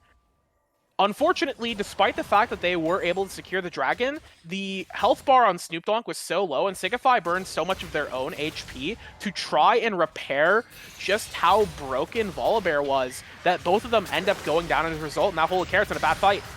Yeah, both Demonic Ascensions are going to drop, but Holy Carrot goes for that Demonic Ascension way too late. Kaidazor outplays the Silas there and picks up another solo kill, increasing the gold lead to 1.3k. Yeah, and not only is that a gold lead, that is a level lead. I believe Carrot is only level 6 right now, and Kaidazor is level... Kaidazor is 2 levels up right now. Taking a look at the gold here across the Rift. Yeah, Holy Carrot is about a level and a half down in terms of experience, and that is quite significant. But looking back at the gold, you can see that a lot of the gold for GEB right now is loaded into the jungler and the mid laner, who are making a lot happen. So we're going to see if these two players can continue to push pressure on the top and bot side of the Rift. But for the time being, it actually will be a Herald getting potentially picked up by CBI. Smartass not walking down there. Neither team looking to get vision on it. And I believe they're just going to give this first Herald up. I think it makes sense. You know, GEB is in a good position. Once again, I talked about them being this kind of third quarter team. They don't need to go for those early advantages as long as they're able to stay in a decent position. Got the Chains of Corruption going to come in from the Varus, who's going to flash forward. Silva's going to be the target, but the Devour from Purple Ninja will mean that the flash from Alice will prevail does absolutely nothing for CB Infusion, and they do not pick up a kill. Yeah, they are not able to pick up a kill. The Devourer will be able to keep the Senna safe, and that is just so much of what makes this lane so frustrating to play against, because even if you think you've killed Senna, no, you haven't. You have to get through Tahm Kench as well, and if you are not able to get through both of those targets, you just get really sad, but it doesn't actually matter, because Sylva's actually 2 levels down on to the Varus. Typically, you want to see, typically you see gold down, but being 2 level, The snipe. Gonna come in, Yeah. but we're not done yet. Signify is going to be at full stacks on Purple Ninja, and that's gonna be enough for Purple Ninja to be able to take that kill. Marios in the top lane will be able to take down 1, and that's gonna be Kaidazor gonna be able to take down another. So across the rift, a 3-for-1 play in favor of CB Infusion. Marios will run away as this game just continues to be exciting, for lack of a better word. Yeah, no, just so much action going around, and it's a lot of it's off the back of both of these junglers. If these junglers die, they lose. If these junglers do not die, they win. We're going to see a look at the top fight here. Both ultimates exchange, but what's important is that we see the TP come out from Kite, and Kite is so far ahead, has such a lead that they are able to just trade one back there so smoothly and so easily. They have the Leandries, they have so much damage that they are able to make things happen, and using that TP on the turret, getting a good TP, just like a TP fight before level 14 is very impressive. And it just shows that Kite is just smartly playing around the map with the lead that they have. And the Sylas still not even close to their first item. Marios is going to take a fight. Yeah, gonna try to go in, but the Dawning Shadows will drop to get the shielding. Oh, no. And Smart as wants no. it. Great Oh, no. flash from the Camille to be able to avoid the Decimate damage. Will be able to survive. We got Dragon spawning in 30 seconds. And okay, we're both wrong, but I'm gonna give us redemption opportunity. Between the 3 Drakes that are remaining, quickly, what do you think the Drake is going to be? Okay, it's gonna be Cloud, because that'll be the funniest. We're gonna see more people moving faster. Alice Prevail's going to try to be able to get away, but the Cyclone's going to come in from Popang. Alice Prevail will fall. It's going to be a double kill for That is so broken. Silva. Easy kills there for Glacial Esports as Snoop Dogg is going to get stunned out before the fight even begins. Glacial Esports will take down 3, and they are now dominating Game 2. Yeah, they are in quite a commanding position. CBI does not, although they were able to get a bit of tempo at like the start of the game. Aw, man, it is infernal. Ah, damn. I've never been so disappointed to have a good soul. I wanted to see the Cloud Rift. I wanted to just have everybody be able to roam everywhere anytime. Just Oh my goodness. Magical Cow's like, bring out all the stops, getting us real close look. Yeah, just really embarrassed me. It's all right. I do that plenty on my own. But, oh man, I just don't really know. There is a lead in the top lane for the Darius, but that is about the only lead that CBI actually still has right now. The Varus could still be potentially a threat. They do still have late game pressure. It just depends on what they can do, and here comes a fight. Idazor's going to go in with the Demonic Ascension, but Holy Carrot's going to go in as well, but the Stormbringer will not do nothing. Silva will be able to go into a killing spree, will be able to pick up 1. Rift Herald Shelly, unfortunately, did not get any turret plate because it went in right at the 14-minute mark. So no turret plate's going to come in there, as Smart as will take down Marios in the top lane. Oh no. Holy moly. Oh no. Glacial Esports is now completely in control of this game. No lane is in the lead. There's no real advantage for CB Infusion, and I don't know what their win condition is now at this point. Aside from the heat death of the universe, we'll consider. I'll think about that. But we're gonna take a look at this trade here. I imagine it was just really good from Smartaz getting a grappling hook and then going for a full combo. And here is the grappling hook. Here is the W hitting, and that is Camille damage. Everyone, really cool champion, really balanced, really fun. I love laning into Camille when she just kills you like that. It's so awesome. It's so cool how she just does all of your HP with an auto attack Q. It's really just awesome. Just can't get enough of it. But what I also can't get enough of, Senna Tahm Kench, who are just so far ahead, and we have another fight. Holy Carrot not really much that they can do. We'll try to go in for a Cyclone, but it will not matter. The chains will fall from Alice will prevail, will not be able to land them. Silva and Purple Ninja will be able to stay alive. As Marios is now going to go into a 2v2. Popeng's going to come in with that Predator, trying to be able to get away. Does not have the Cyclone, but the Witch will come in from Signify to try to be able to keep Marios alive. The Noxian Guillotine will drop as Smart as will bleed, but it won't be enough as we do get Snoop Dogg trying to be able to pick up a kill against Popeng. It doesn't matter. Smart as will be able to pick up a double kill. Meanwhile, in the bottom lane, it's going to be Alice will prevail, going to be able to pick up a double kill. As Kaidazor is going to come in with the Demonic Ascension, going to try to be able to get that first damage. Kaboom-ish. As Kaidazor is going to be able to pick up potentially a kill, going to be forced to flash away, going to be able to get the root, and we'll be able to get them both. It still is a kaboom for Kaidazor, who picks up 2 more. Swain, everyone. Ooh, yep. So, what are some of the good champions on this patch? Oh, you know, Swain, Senna, specifically with Tom, and we're getting to see all 3 of them showcase greatness here. We do see the start of the fight here.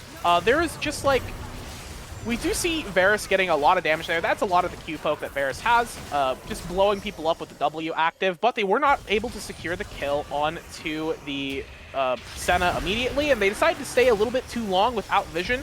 Kite just walks down and does so much damage here. For a second there, I thought Alice was actually going to live, but it was all for naught, and the burn takes everybody down. This is Swain's Empire.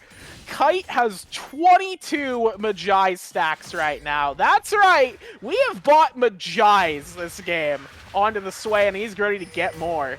He's looking to be able to get to that 25th stack point. Marios is going to try to be able to get away, but there's no way. Kaidazor is dominating and will now be at full stack Magi's with that Swain. Yeah, that is just, this is a Swain. This is Swain, everyone. This champ is still very strong. Another fight. Openg is going to die as we do get a nice piercing arrow from Alice, but it's not going to matter as Silva will just be able to pick up another kill along with Purple Ninja. That is an 8-5 bottom lane for Glacial Esports, comparatively to a 5-10 bottom lane for CB and Fusion. And I mean, once again, Glacial Esports is just showing that they have so much tenacity and so much, you know, desire to be able to make this win theirs that CB and Fusion have not really been able to come online yet. They've had really strong early games, but we haven't seen them really be able to execute anything beyond like the first 5-6 minutes of the game. Yeah, and they're going to need to try and slow this game down if they even want to have a chance of bringing this back around. Looking at the gold map here, you have Holy Carrot. What? Oh no. Holy Carrot has less gold than the fasting Senna right now. You don't want to see that. You do not want to see that. Senna has not even started farming and just has more gold than the Sylas has right now. This Sylas is starved, literally in prison, dealing with the Swain, keeping them down. First Infernal will go over to Glacial Esports, and you have to start wondering what sort of angle CBI even has still left for the game. They do have the Varus. The Varus is quite strong. He can still get items. They do still have Soraka. Soraka is quite strong, but she is now going to be walking into people who have had the time to buy healing reduction. They have the extra gold that they can just flex on them. They can just invest money into terrible items because it doesn't matter. They have the lead to do so, and they can sit on these items for as long as they need to. Soraka hasn't even completed a mythic yet, so not even a threat on anybody's radar at the time. So it's just, it's hard to think about what they can do here, other than hope Varus gets stronger. Marios will be able to take down that tower as Stormbreaker is going to have to get used defensively here in the river. Snoopunk just goes right back in, though, as Popeng does have the Cyclone. It's going to be able to get a massive amount of damage with it. Great knock-up after the Dawning Shadows comes in. Holy Carrot will try to go for a Cyclone himself, but really doesn't get much with it. Gonna be 1 kill for Alice. Gonna try to be able to pick up a second one, but it does not matter. Purple Ninja maybe going to try to keep Silva alive. No, that's Snoop Dogg being able to take down 2. Both Silva and Popeng will fall, but at the cost of 4 CBI members. Glacial Esports will take that trade. 4 for 2 in favor of Glacial Esports. And actually, we saw, honestly, probably one of the best fights CBI could hope for. They had Holy Carrot steal the Cyclone, get it on the backline, and get a ton of damage dealt on it to those squishy members, which allowed them to actually kill the Senna. But unfortunately, Senna is not the only threat on the team, because Kite and Smartaz are also incredibly strong this game. So just because you take down the Senna, you do not have a guaranteed win. And unfortunately, Alice was also zoned out of that fight. Snoop Dogg left on their lonesome, just a Volibear not having any damage items. Volibear going tank falls off in terms of dealing damage pretty early. I would say definitely in the mid game is when Volibear's damage starts to taper off, aside from getting a slam dunk with the ultimate. But we did not see that because the ulti was not up. So instead, we saw Volibear kind of just walk people and hope he can do enough damage. And it is very dire. Situation is dire. I would not say that hope is completely lost for CB Infusion. They are behind by about 6,000 gold. That's not an insurmountable amount, but you are teetering on the edge of it being insurmountable. Another bad team fight from CB Infusion will seal the deal.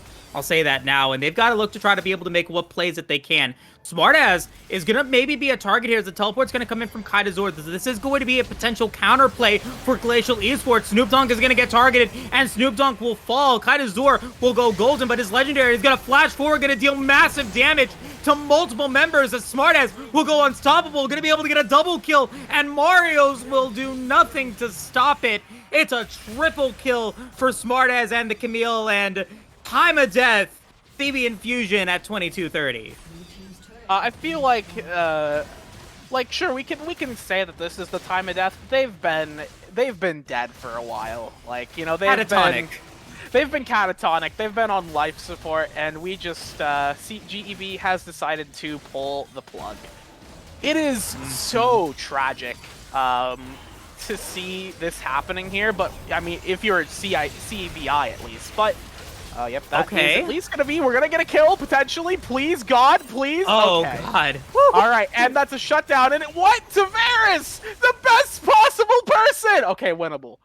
Absolutely winnable. 9k gold down, doesn't even matter. We have Varus, he's close to a third item. You know, hey Becky, I gotta ask you something. Why does Varus have the coal? Moral support. Okay.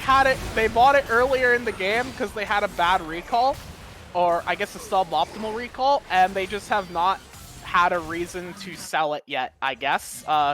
Would having vision be better? I'm not necessarily sure. We do have a potential fight here.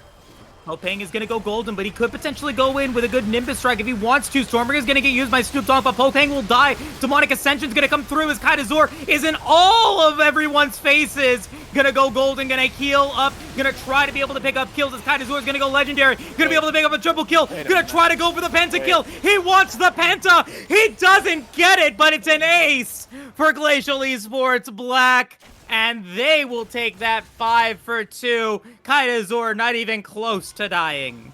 Yeah, Kaitazor getting back to full health, hitting the stopwatch, just getting all that healing. It's like Swain never left, baby.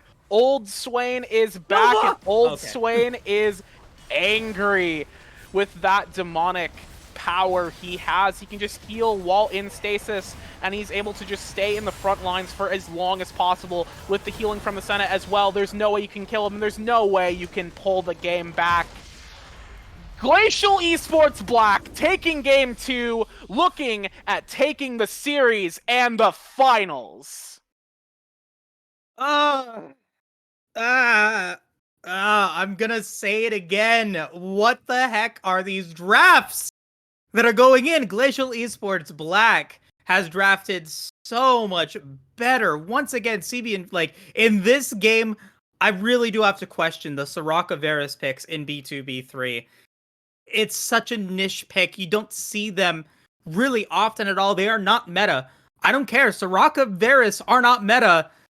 If you've seen it in the LAS, if you've seen it in the LEC, maybe, but I haven't seen all of the games. They might have been played, but no, like, I don't think that they get picked. I don't think that they get picked. You can pick a Varus Soraka in B4, B5 and pick up something different. Like, think about this composition.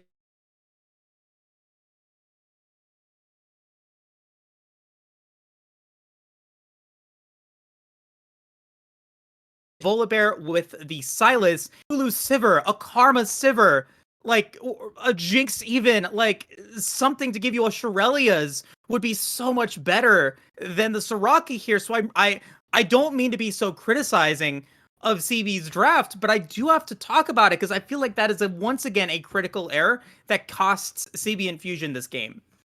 Yeah, I did like CBI's draft in theory at the start of the game because I'm like, okay, I like the Varus, I like the Soraka. Silas is a good pick into the Swain as long as Swain doesn't get a disgusting lead like he did.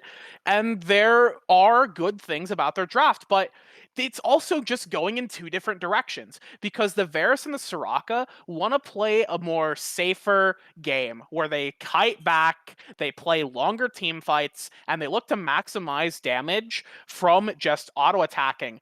On the flip side, Volibear, Silas, and Darius all want to be in their face. They want to get onto the backline. They want to get onto whoever they can and just take them out. And because of these two styles that are playing so they're conflicting in how they want to fight. So the team is sort of torn on, okay, what do we do? Do we fight front to back? Darius doesn't want to do that.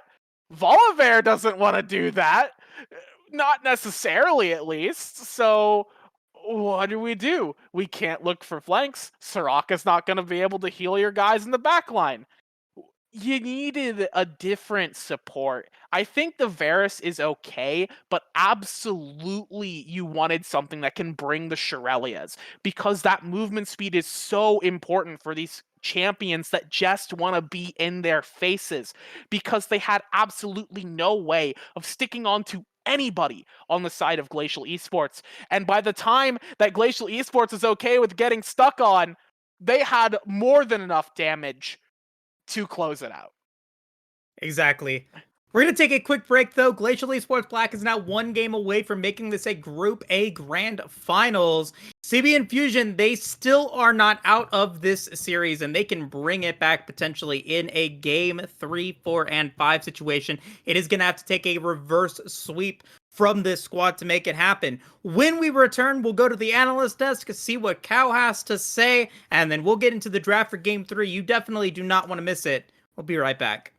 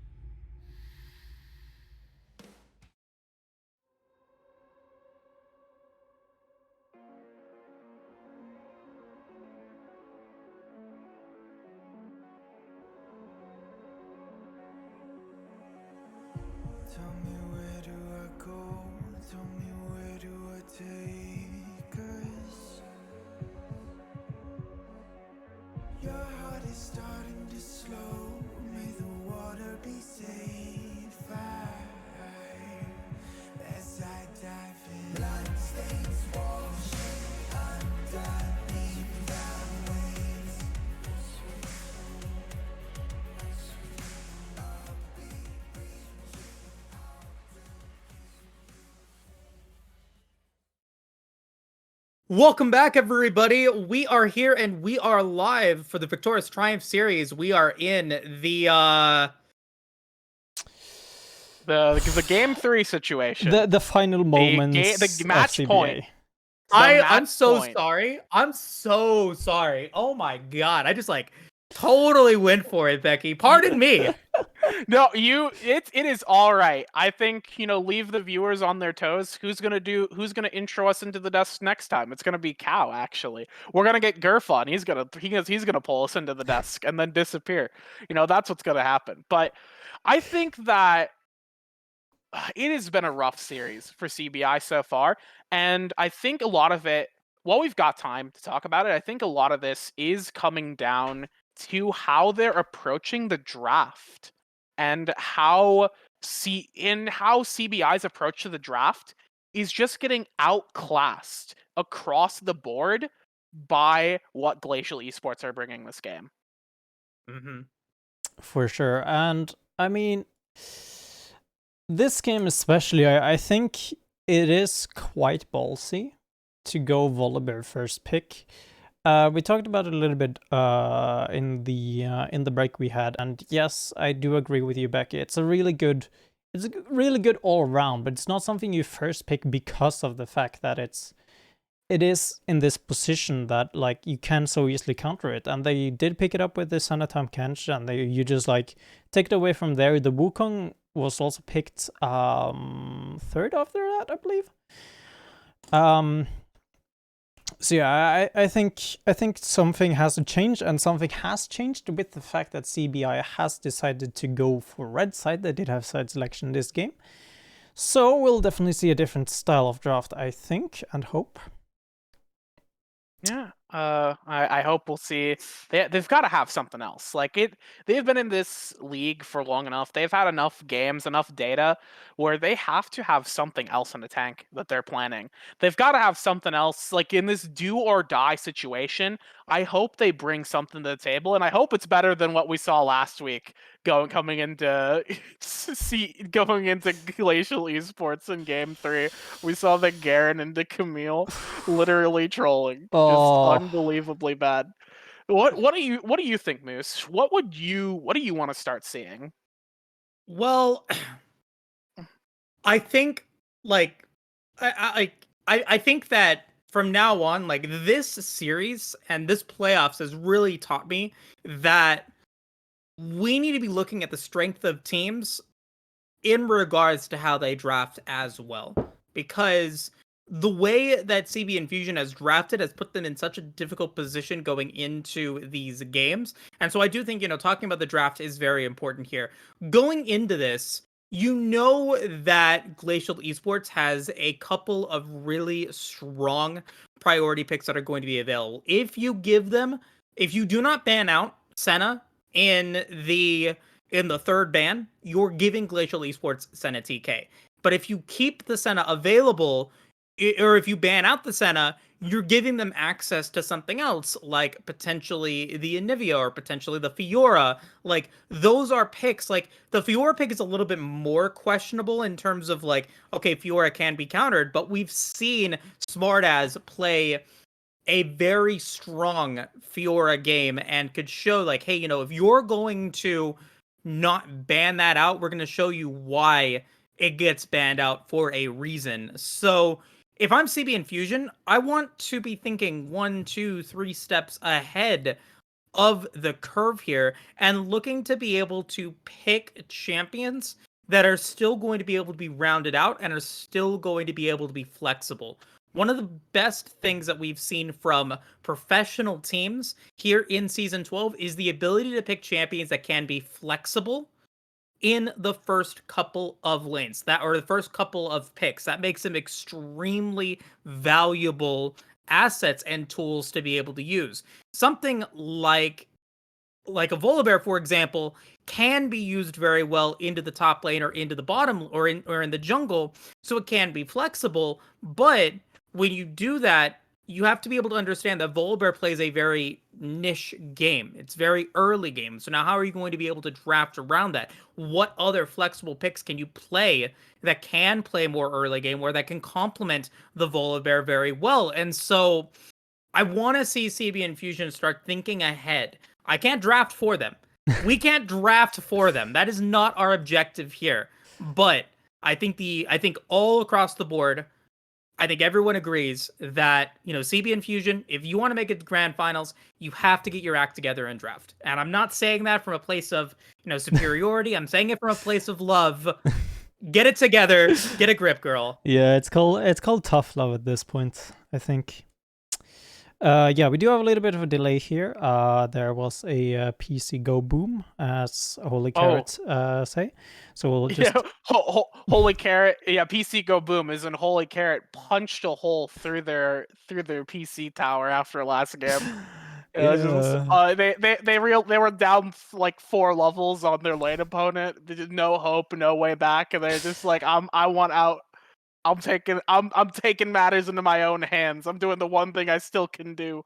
And now they have to go get a new laptop from Walmart or something. I mean, it's a good thing when I moved back home that I didn't move into my own room, because after I would say 7-8 years, there's still a hole in the back of the wall because I raged so hard. So that's actually the reason I don't have a wireless mouse anymore, because I picked it up and I just threw it behind me or something. I don't remember exactly because I lost my promos. And then I just remember losing it, and then I just remember picking up my mouse that was stuck inside of the wall. Oh my. Oh my. But so hopefully nothing similar has happened today. I mean, we still want to see the best of 5 play out, even though it might be a best of or only 3 games. But yeah, I think what we'll actually want to see, I think GEB might still be looking at the same bans they have done this series so far. It will be interesting to see what they do decide to leave up, because you have to leave something up, of course. But what will they first pick? Will they do the same mistake that we have seen first picking Volibear, first picking Azir? They could first pick Wukong. First pick Wukong is definitely something that I do agree with is a good thing. But the issue is also it's in the same camp as first picking Volibear. It's just an all-around pick. It's flexible, it's safe, but I was trying to think of a way to approach that, because there is an argument for making a safe draft decision as your B1, but how I see it is it isn't necessarily power creep, but the power level of the best champions on the patch is so far and away above everything else that if you do not ban them out, you can just pick one of them, and even in your worst matchups, find ways to succeed. Like, Swain does have a number of bad matchups, but it doesn't matter, because he can still become a monster if he's given the tools to succeed, and you can draft those as your B2, B3. The Seraphine, they could look to leave the Seraphine up, and the Seraphine is such a strong and safe pick on the patch. She can go into multiple lanes, multiple positions, opens up Senna as a possibility, could just go into the mid lane and power farm, clear waves, and become just an actual mid lane carry, because her damage is not too bad right now. Or she can just play as a support and bring utility for the team in the way that a Karma or Sona would. So that's something that's been banned that I actually hope to see get picked up on B1. It's boring. Senna is boring, but is very good right now. Wow. You're telling me that Seraphine is Seraphine is not boring. I said Senna. exciting? Both of them are boring. Is not exciting. Oh man. Oh boy. Yeah, You want a Seraphine rant?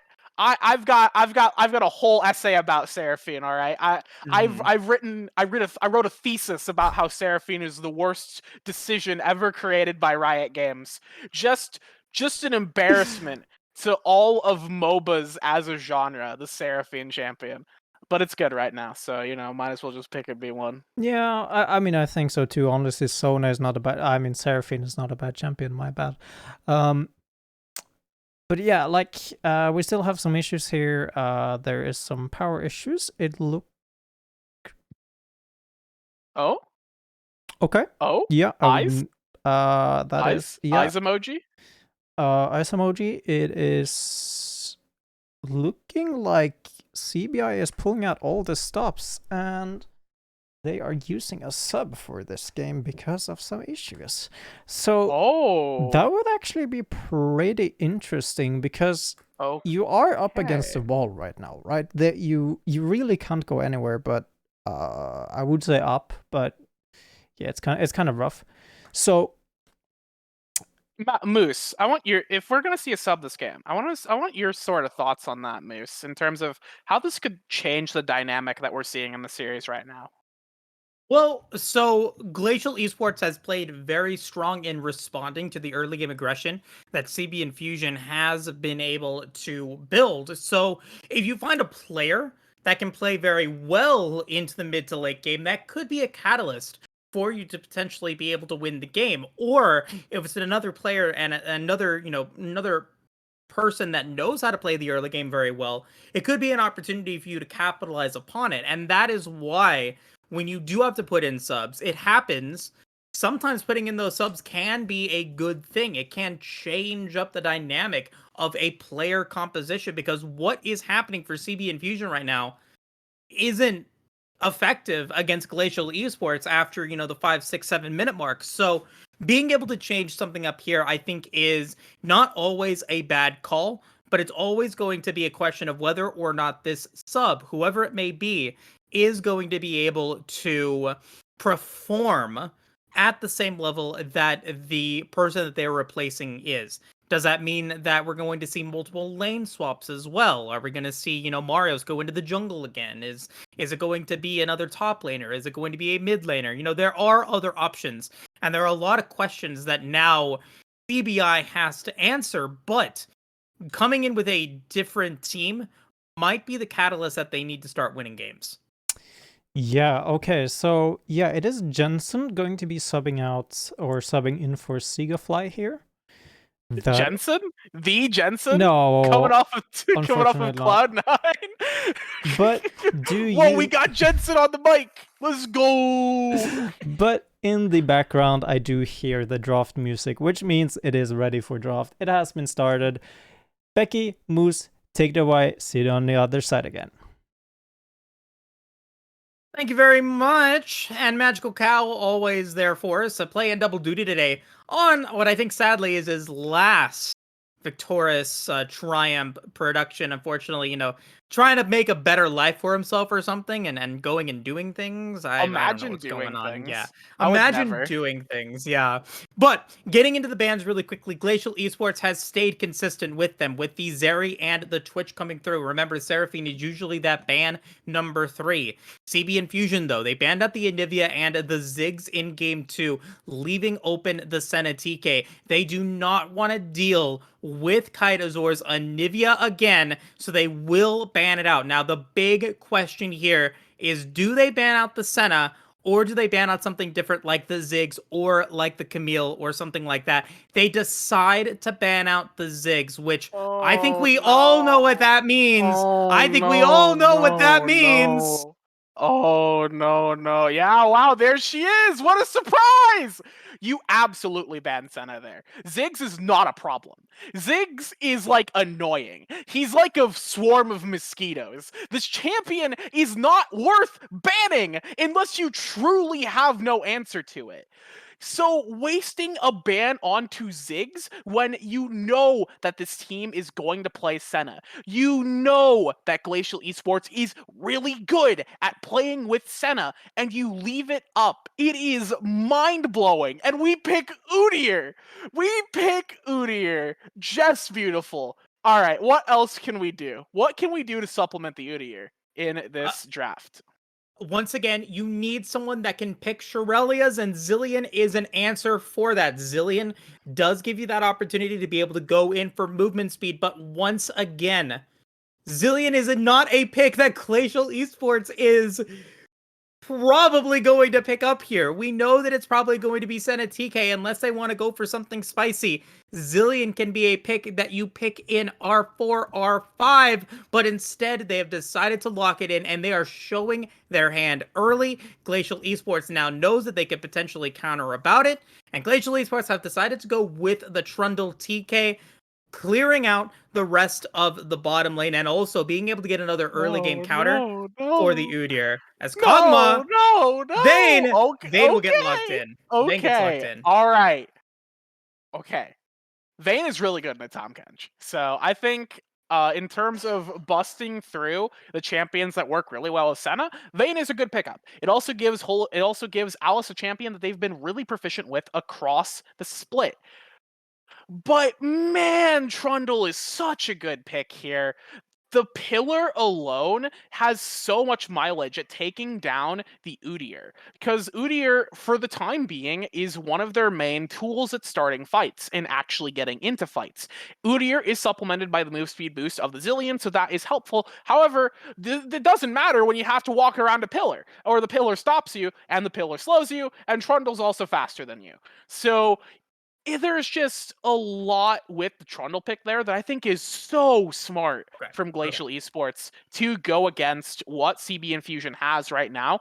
I think that the Vayne is a decent response. We'll have to see what they can bring out in R4 that will supplement their team right now, because right now they are on the back foot. They need something to help them deal with the Trundle pillar. They need to get onto the backline. They need some other tool to get there.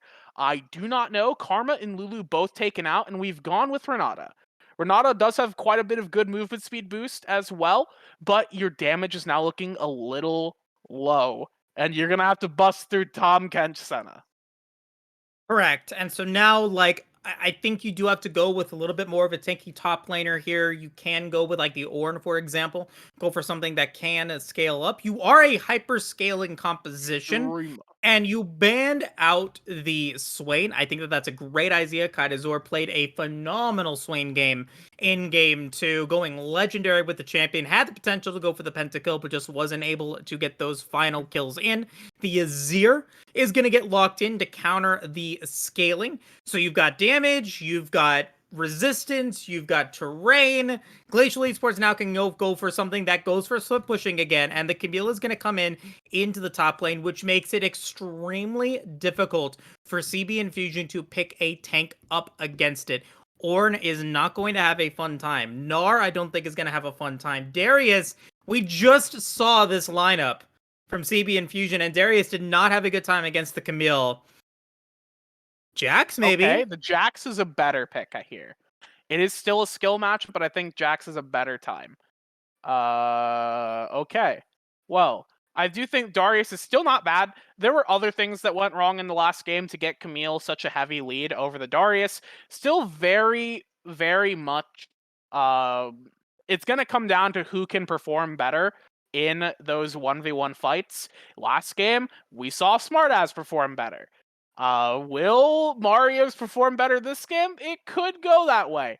But unfortunately, Darius is not the damage you're looking for. And now you have to try and get onto Azir with who?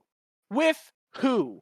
How do we get onto the backline? What is the goal? What is the plan? Udyr needs to be thinking several minutes in advance of his opponents if he wants to even pretend to have a flank opportunity. He does have the Zilean movement speed. He will have Shurelia's. He will have Renata's W. But then that's also something that Renata has to waste onto the Udyr as opposed to giving to the Vayne, who is their primary source of damage.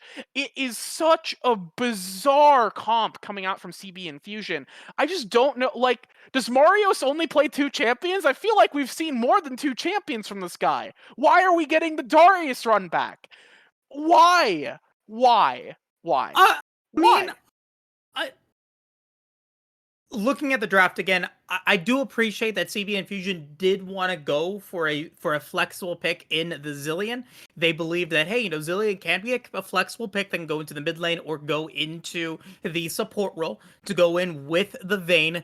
But GEB, like that's such a it's a weak bluff, unfortunately, and GEB called them out on it. They knew that once the Vayne comes in, you do need an enchanter. You do need something that can give the Vayne a little bit more power to amp her up to be able to come in with it. And unfortunately, you ban out two of the best champions that can do that with the Lulu and the Karma. So the Renata is a decent secondary pick that we've seen before played by Zigafy, or pardon me, that we've seen played before in this match. But unfortunately, like, it's another one of those it's another one of those questions saying, hey, that Glacial Esports is going to be going for the Senna TK. Like 9 times out of 10, 9.5 times out of 10, GEB is going to be picking Tahm Kench in B2 or B3. So now the only other option that they have, right, is jungle. Like that's probably going to be the pickup here. Is they're going to go with the Trunda or go with a jungle pick. So the Udyr is okay here. I think the Udyr is fine because you're able to stun out the Abyssal Dive. You could potentially lock down the TK with your Bear stance. You could potentially, still be able to deal damage with the Phoenix stance, and you are going to be able to CS quite nicely. The Zillion pick at this particular point in the draft is the big issue. I would have preferred instead go with the Vayne. Go with the Vayne in R2. Find out what the B2, B3 picks are, and then if you feel confident with it, then go for the Zillion R3. But that's not the play that they decided to go for. They now have the Zillion and the Renata coming in. You do have like a pseudo double enchanter composition coming in with a lot of late game scaling with the Vayne, with the Zillion, with the Renata, and even in some aspects with the Darius. So the hope is not lost for CB Infusion. But once again, I do think that Glacial Esports Black played a much better draft game, and we're going to have to see if that is going to be enough for them to be able to go for the clean sweep. Before we take it to a break, though, Becky, Rita, I have to ask you, potentially for the last time in the semifinals, what is the Dragon Soul and Rift here for Game 3? You know what? Let's just make it would be catastrophic if it was like Hextech, because Hextech only benefits Glacial Esports, so let's make it Hextech. I'm going Hextech again. Okay. I will go... I'm going to go Ocean Rift. Rift, Ocean Soul. I think that's a stable, nice, fun one. And CB Infusion needs it. CB Infusion needs to be able to find a way to be able to win this game. They are potentially going to be eliminated from this tournament at the semifinal mark if they cannot make a win against Glacial Esports Black. Will Glacial Esports be able to get the clean sweep once again, go 3-0 against their opponents and take it to the grand finals to go up against Virtue Gaming Ambition, or will CB Infusion have enough fight left in the tank to be able to bring this to a Game 4 and keep our predictions alive of potentially a 3-1 or a 3-2? With that being said, though, we are going to take a very quick break, and when we return, we are going to get into the action. Don't go anywhere.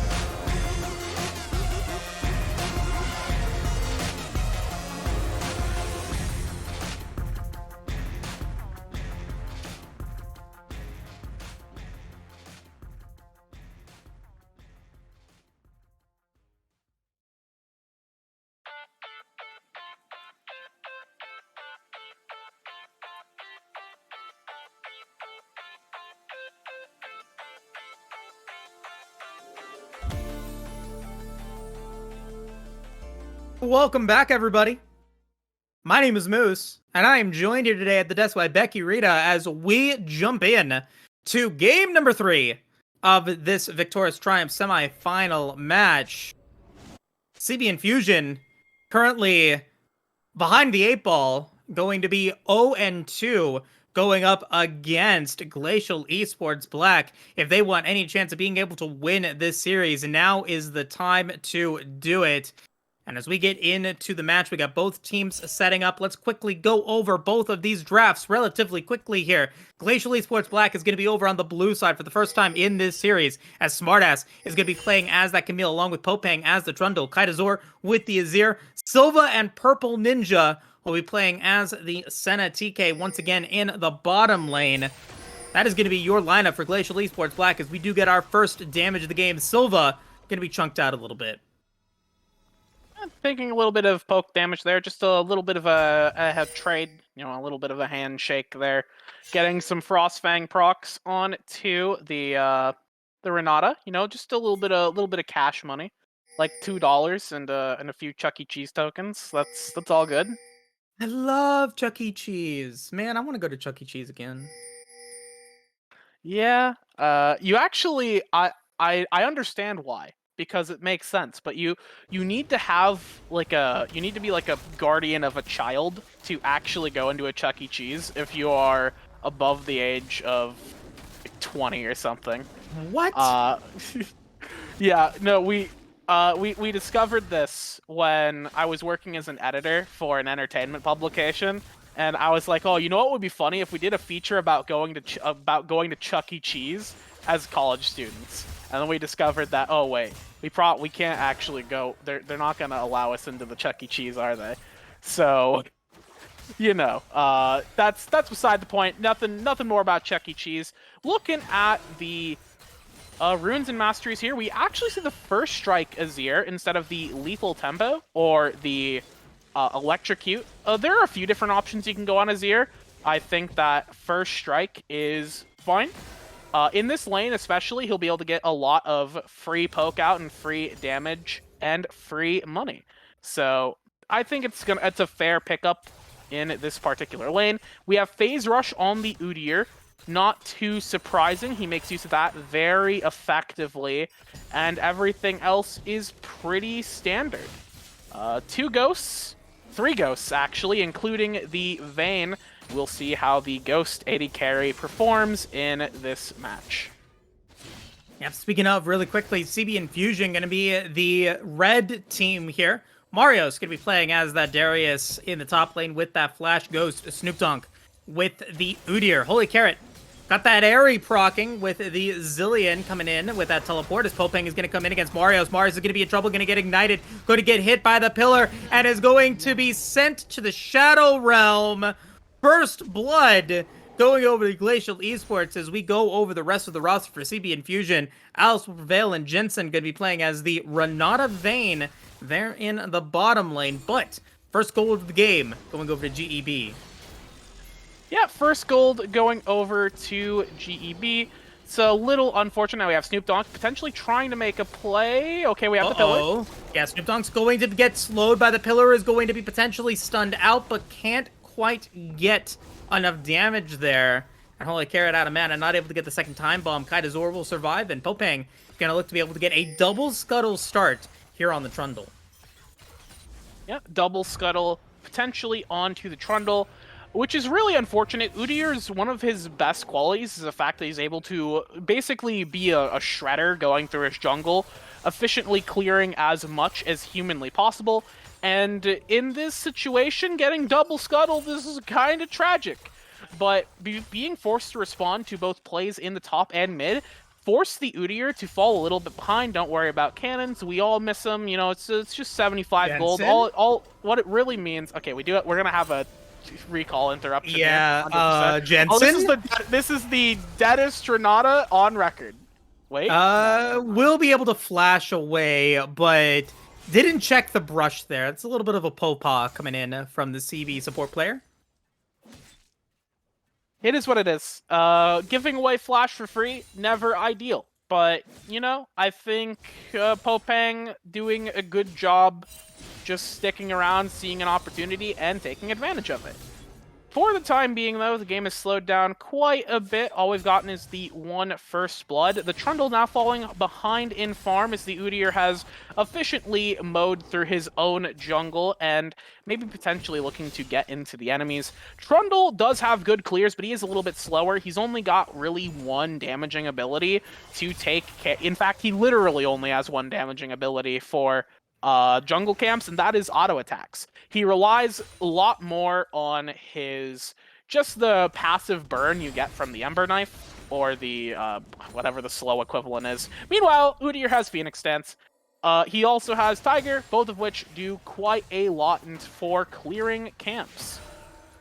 Very nice for them, but overall, yeah, nothing too interesting so far. Indeed. And because of that early back, we also got to see Kaidazor going in for the Emperor's Divide. Is going to get stunned, is going to get slowed, is going to flash away. Snoopdonk's going to find the stun. Popeng is now here. Popeng wants it. Kaidazor is going to be low. Will get hit by a nice Frost Pillar, and Popeng will outplay the Udyr. He had ulti. He still has ulti!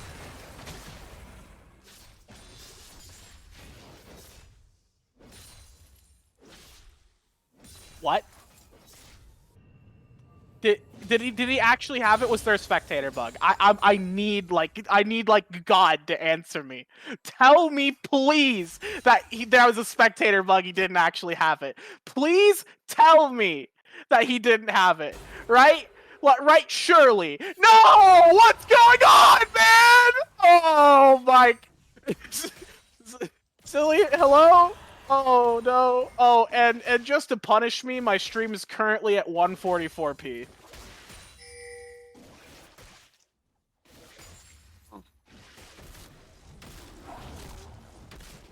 Oh man. Did I DC there? Am I gone? No, we're good. We're gonna watch replays again though, as we get to take a look at what happened. I'm gonna have to drink heavily after what I just saw in the mid lane there. As we also get to see how well this bottom lane play worked out. Top lane played out. Nice use of the Hextech ultimatum from Smartaz to be able to pick up another kill against Marios, who's now 0-2-0 in the lane. Moving forward, though, CBI Infusion is behind by about 2,000. They did have to let go of that first tower, so unfortunately not going to be able to get the not going to be able to get an early dragon advantage, but they do have a decent CS lead in the jungle. They have a decent CS lead in the top lane. That is keeping them afloat for the time being, but we have to wait and see what Holy Carrot is going to be able to do here as the Zilean. Now at level 6, the opportunity to be able to use that Chrono Shift, baby, is on the table. Yeah, maybe he'll actually hit the button this time. You know, maybe he'll find the R key. Maybe he'll use it. You know, maybe he'll use his abilities. That would be really nice. I would love to see a champion using their abilities in the game. It's just I don't know. Like that's egregious. That is just egregious to not use your ulti on 2 targets and yeah, hello?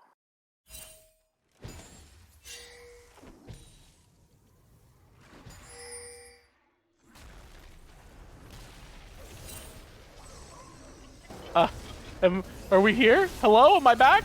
Am I alive?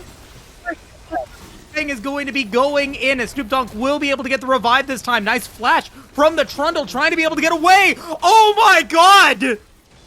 Popeng survives once again, is able to outmaneuver the Chrono Shift, and the Trundle is back to about a quarter HP. Marios is on the way, but is not going to be able to get the dragon, as Popeng is able to avoid the time bombs. Smartaz is going to come in as well, so this is going to be a traditional 3v3. Holy Carrot is out of mana, as Smartaz is looking to be able to go in with that hook shot, potentially going into the Hextech ultimatum as well. Will they be able to get anything out of this, though, as Popeng and Kaidazor decide to back away? So Rift Herald will get secured by Popeng, and on top of that, they'll pick up a kill, and maybe even a little bit more, as we do get the Hextech ultimatum coming in against Marios. Marios still has the use of the Noxian Guillotine, but it's not going to be enough. The chomp and the healing from this Trundle is too strong, and Popeng survives at 1 HP once again.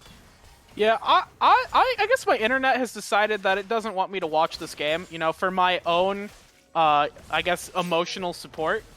You know, it's thinking about me right now. It doesn't want me to actually see what's happening on my screen. But I don't know how desynced I am. But I will say, things are not looking very good for CBI. They're just falling apart across the map, and they're lacking the ability to do literally anything. The Darius in particular just really not showing up in the ways that we were hoping, and probably in the ways that Mario's is hoping as well.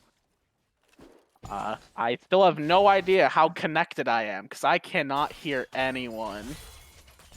We can hear you. We can hear you. Okay. It looks like we use Discord, folks, for the for some of our stream content. It does look like Discord is maybe having a connection issue, maybe gonna get hacked again for the millionth time. I don't know what's going Hooray! on. But regardless of that, regardless of all of that, we do still have a lead coming in for Glacial Esports Black, as they're looking to be able to close out this series. I don't know. I don't know.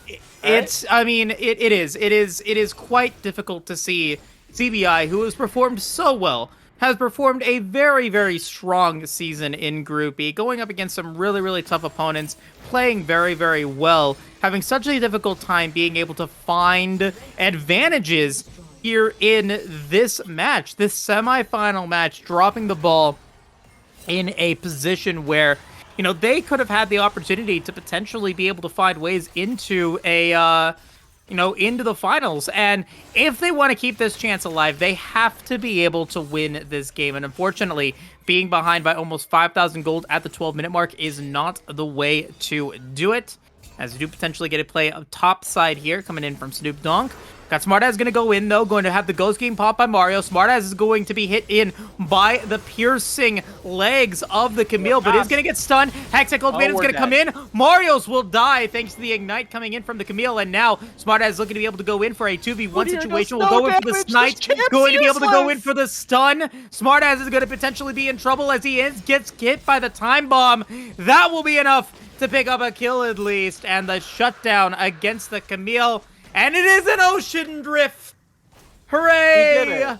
I was right for one of them. One of us finally got the right thing done. And yeah, I'm gonna be honest. Okay, yep, this is Vayne is dead. Vayne is dead, and Vayne is dead. Jensen's also dead. Jensen's dead. Jensen is okay, maybe not. Wait. Not dead, but unfortunately the stun from the Time Bomb is going to counter out the Berserk from the hostile takeover. So no, they did not lose any more players, but that is Popeng that had so much control of this bottom side of the map. Going to not be able to pick up the blue buff as Silva is looking to be able to go for the slow against Snoop Donk. The double Time Bombs do not hit from Holy Carrot. The CBI Infusion is looking to be able to take back their jungle. They do get that, but unfortunately, they do nothing to be able to stop the gold lead that Glacial Esports Black currently has. Still, Popeng, the richest person on the Rift at 5.4k. It's so troublesome to consider. Like, what can CBI do at this point in the game? They've lost bot lane tower, so they have no ability to pressure down there. They've lost pressure topside because of the fact that Mario's is so far behind. Camille has the Divine Sunderer. She will win every single fight, even probably winning fights 2v1. We'll see if that... Oh, Mario's is actually just doing no damage. Okay, another true damage thing is going to land. Smartass is going to be able to get the nice dicing in. Hextech Ultimatum is ready, and Smartass is just going to go for the play that he just did last time. Great Chrono Shift coming in from Holy Carrot to be able to keep Marios alive, as now Smartass is going to be in trouble, going to get stunned, and will get punished for his over-aggression kill. Going to go over to Snoop Dogg, and the second kill for CBI Infusion here in this game, as Smartass is kind of giving away their lead. Yeah, Smartass playing a little bit fast and loose, but here's the issue I have here, is that because of the fact that Snoop Donk has been located topside this entire game, Vayne has not been able to actually get anywhere or start snowballing. 0, 1, and 0, the bot lane was lost entirely from the fact that they just have no real way to approach the wave. They had no real way to actually do anything. Snoop Donk focusing potentially the wrong side of the map. And I don't understand, if your goal is to snowball the Vayne, why are you bothering to waste time with the Darius? He'll either win on his own or lose on his own. It doesn't matter what you're gonna do. Because it's, at the end of the day, when you're not there, it's a skill matchup. If he's out-skilled, it doesn't matter how much you help him. He's still gonna lose. So put your efforts into a lane that can actually be your win condition, because right now you have none and you are none. So I'm just confused. I'm just confused as to how CBI are playing this game right now. I'm a little disappointed because of how well we saw them perform during the rest of the season, that this is what they're delivering to semifinals. Whatever this is. Well, it's still not over yet. It is still not over. This game is not over. It's over when the Nexus does fall, as Marios is going to get dove. Marios will be able to get resurrected. Holy Carrot's going to teleport in, and Smartass will go down. Tolpang is now going to potentially be the next target, going to be way far forward. Is going to be forced to flash away. Snoop Dogg going to get a ton of movement speed. The Devour is going to come in for Purple Ninja, as Snoop Dogg is going to try to be able to get there, but the Emperor's Divide They can't get around a wall. They can't get around a single wall. Good. Such a great Emperor's Divide from Kaidazor is going to keep the rest of that team alive. That was almost a great rebound effort from CB Infusion as they bring it back to just a 2.5k gold, or a 3k gold lead. 3.5k gold lead. Yeah, 3.5k gold lead. So the gold lead is at least sort of getting evened out by CBI. They're slowing the game down, which is absolutely what they need to do. We're going to get a replay of the top lane dive here. So what we see is basically just a lot more over-aggression. Marios manages to stay alive just long enough that the teleport can come through. The chrono shift comes down at the last possible second, and they are able to stay alive. We have a fight. Purple Ninja's going to be able to flash forward as a pillar does come through, but it's going to be a tower going to be taken in the top lane. This is a 5v4 play that Glacial Esports Black can go for. Smartass not going to decide to execute on the hook shot. Holy Carrot and Alice will prevail. Could have been hit by that Hextech ultimatum if it was off cooldown.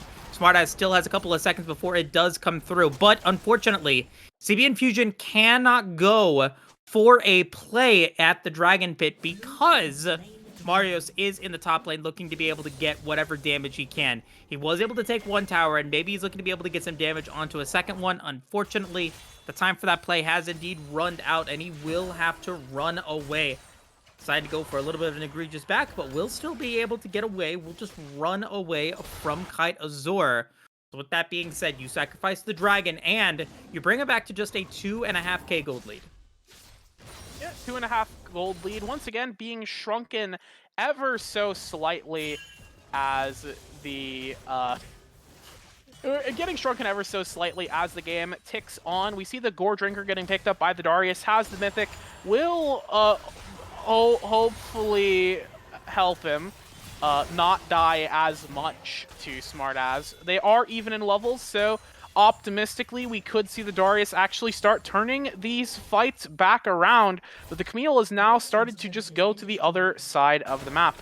For the time being, we have the Dragon, the first Ocean Dragon was taken by Glacial Esports a minute ago. Nothing else up on the map until the Baron spawns in a minute, and there isn't really any way to take it out. So for the time being, I think the game plan for Glacial Esports is just to slowly siege up, catch farm, wait for the next dragon. You don't really have the pressure to do anything, and they're going to do anything anyways. Gonna be forced to flash away, but we did get a nice root coming in, as Purple Ninja will not be able to get the tongue lash that they were looking for. The Ice Pillar doesn't connect the way that they wanted, but you still force the flash out of a Jensen, so that will not be available for the next major objective. Give you that Baron spawning in 25 seconds, and the Dragon spawning in 3 minutes. And so, with that tower getting taken by Silva in the mid lane, that does mean that all outer structures for CB Infusion have been taken. However, they are still in an opportunity to be able to keep this game even in gold. They're behind by 4K now at this point with those towers and the objectives going down, but they have unlocked some critical items for their carries. Dragon Slayer is coming in for Alice will prevail, Iron 4 Demigod, or, you know, aka Iron 4 Demigod.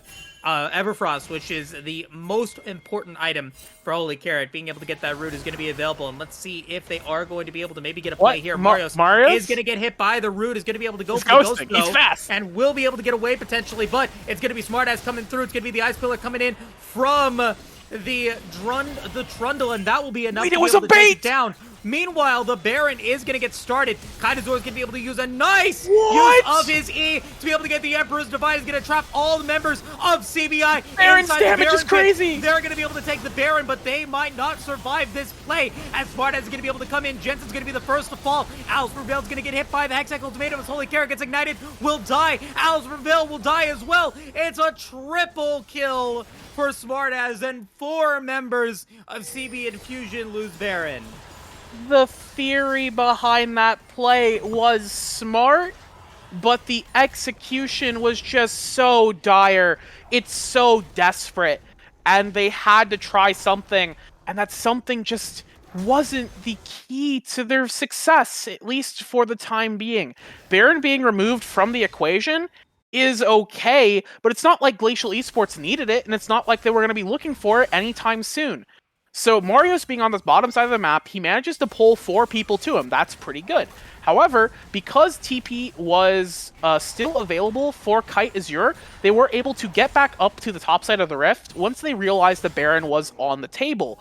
And there was just no way, there was nobody trying to play point defense for CBI because they needed everybody hitting that Baron if they wanted to even pretend to have a chance to clear it before somebody showed up. So with nobody on point defense, the Azir is able to very easily get in there and just wreck house. Marios is going to be in a 2v1, and I have to say, I don't think that CB Infusion lost that fight. I think that Glacial Esports won it. Kaidazor with a massive outplay, being able to go in for the stand behind me, or not the stand behind me, but the Shurima Shuffle, to be able to move into position to get one of the best Emperor's Divides that I have ever seen, keeping everyone locked in the Baron pit.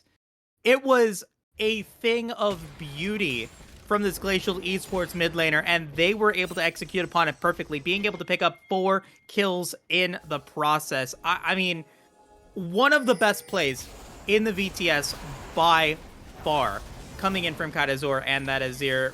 Despite the position that Glacial Esports was in, the move to be able to get that massive Emperor's Divide and lock everyone into the Baron pit might have secured Glacial Esports this game. As they pick up their 3rd dragon, they're going to be on Ocean Soul Point and now have a 5,000 gold lead. They do have a 5,000 gold lead, pushed back to that difference. However, do I even want to pretend? Do I want to? Okay, I'll pretend. I'll play along. The Vayne does have 2 items. That's good. Vayne is quite efficient at taking care of people who are running at her. As long as the Camille decides to dive a different target, the Vayne will have the ability to free fire on to whoever she desires. However, because of the fact that Azir has so much zoning with his soldiers, and then you have to deal with the Pillar, and the Emperor's Divide, and all the other tools that Glacial Esports have, it's so hard to do these fights as the Vayne, and you're just going to have to hope that maybe we'll see an insane play from Alice. Kaidazor going to potentially be in trouble, going to use the Shurima Shuffle, and will use the Emperor's Divide to try to be able to get away from Alice. Will prevail, but Alice will flash away from the Sand Soldiers and will be able to pick up 1. Marios is now going to get targeted here in the bottom lane as Smartass goes unstoppable. I want to point out something. Snoop Dogg will take the blue buff. When Holy Carrot was there, you have to give blue buff to your Zilean. That is Sag if you are the Zilean player. That's why you kind of heard me kind of laughing there a little bit. But you know, regardless of that though, it is a 1-for-1, and Kaidazor does fall. Going to be a flash forward coming in from Jensen, going to be able to get a nice bailout on to Silva, and Purple Ninja is going to get rooted. Alice Will Prevail is going to be able to pick up one. Alice Will Prevail is going to be able to pick up another kill potentially. Nope, that as was bailout's going to come in, by... as Jensen is going to be able to come through, will be able to pick up that kill. Smartass is going to be in trouble. That's going to be another kill for Alice. That's 2 for the Vayne, who is looking to potentially 1v9 this game here for CB Infusion. Snoop Dogg is going to be one speedy boy, is going to be able to potentially get a slow onto Popeng, but it's not going to quite be enough. Popeng is going to come back in, just looking to be able to harass around and will not go down, but that is 3 kills for CB Infusion, 2 of them going over to Alice Prevail as Snoop Dogg going to be able to run away. Okay, we did it. We identified our win condition. It was Vayne the whole time. We need to play around Vayne and not the Darius that's literally a soup kitchen. Like, we did it. I think Glacial Esports are absolutely playing a little fast and loose. We're not seeing the sort of smart, slower style that we expected from them based on their performance in the first 2 games. So I feel like they're playing fast and loose, and for CBI's credit, they're exploiting it quite well. They're able to get so much extra gold onto the Vayne that now Vayne has 3 items! This is a 3-item Vayne! This is now a threat! This is a problem! This is something that the enemy is going to have to deal with. Trundle has, however, built the Frozen Heart, which is one of the biggest enemies of Vayne right now, and that is, yeah, that was a big purple... I don't know, big purple carpet just being rolled out there for their exit. But yeah, we're gonna see what happens here. Alice may be in trouble. Going to be able to get away from the Ice Pillar, but is going to get rooted, is going to get stunned, will get hit by the Chrono Shift though, and will be able to resurrect. Wait, the bailout getting used! The anti-synergy! Oh my god! What the heck was that? The bailout will actually kill. Alice Will Prevail as Snoop Dogg is going to try to go in. This is a 4v4 though, as Snoop Dogg is going to die. The flash forward going in from Holy Carrot. What the hell did I just witness? That is straight up, like, that is a reportable offense. What in the goddamn? I do not understand. Oh man, I feel like I have indigestion after watching that. Just, I mean, Alice getting caught out there was a little unfortunate. The side of Glacial Esports were able to move in fast enough, and because of the tools that they have, they were able to keep the Vayne in a spot where she needed to be supported. But she got the Chrono Shift. They stopped hitting her. But she was going to die to burn damage because of everything that was hitting her. All right, let's keep an eye on her HP bar. So she does have the Chrono Shift. However, she got damaged by Tom Kench and the Azir. So she was burning, and she gets put below the threshold. So the bailout gets triggered because that gets triggered before Zillion ulti, and that just kills her. It just a total. If I was Alice, I would have some things to say about my support player.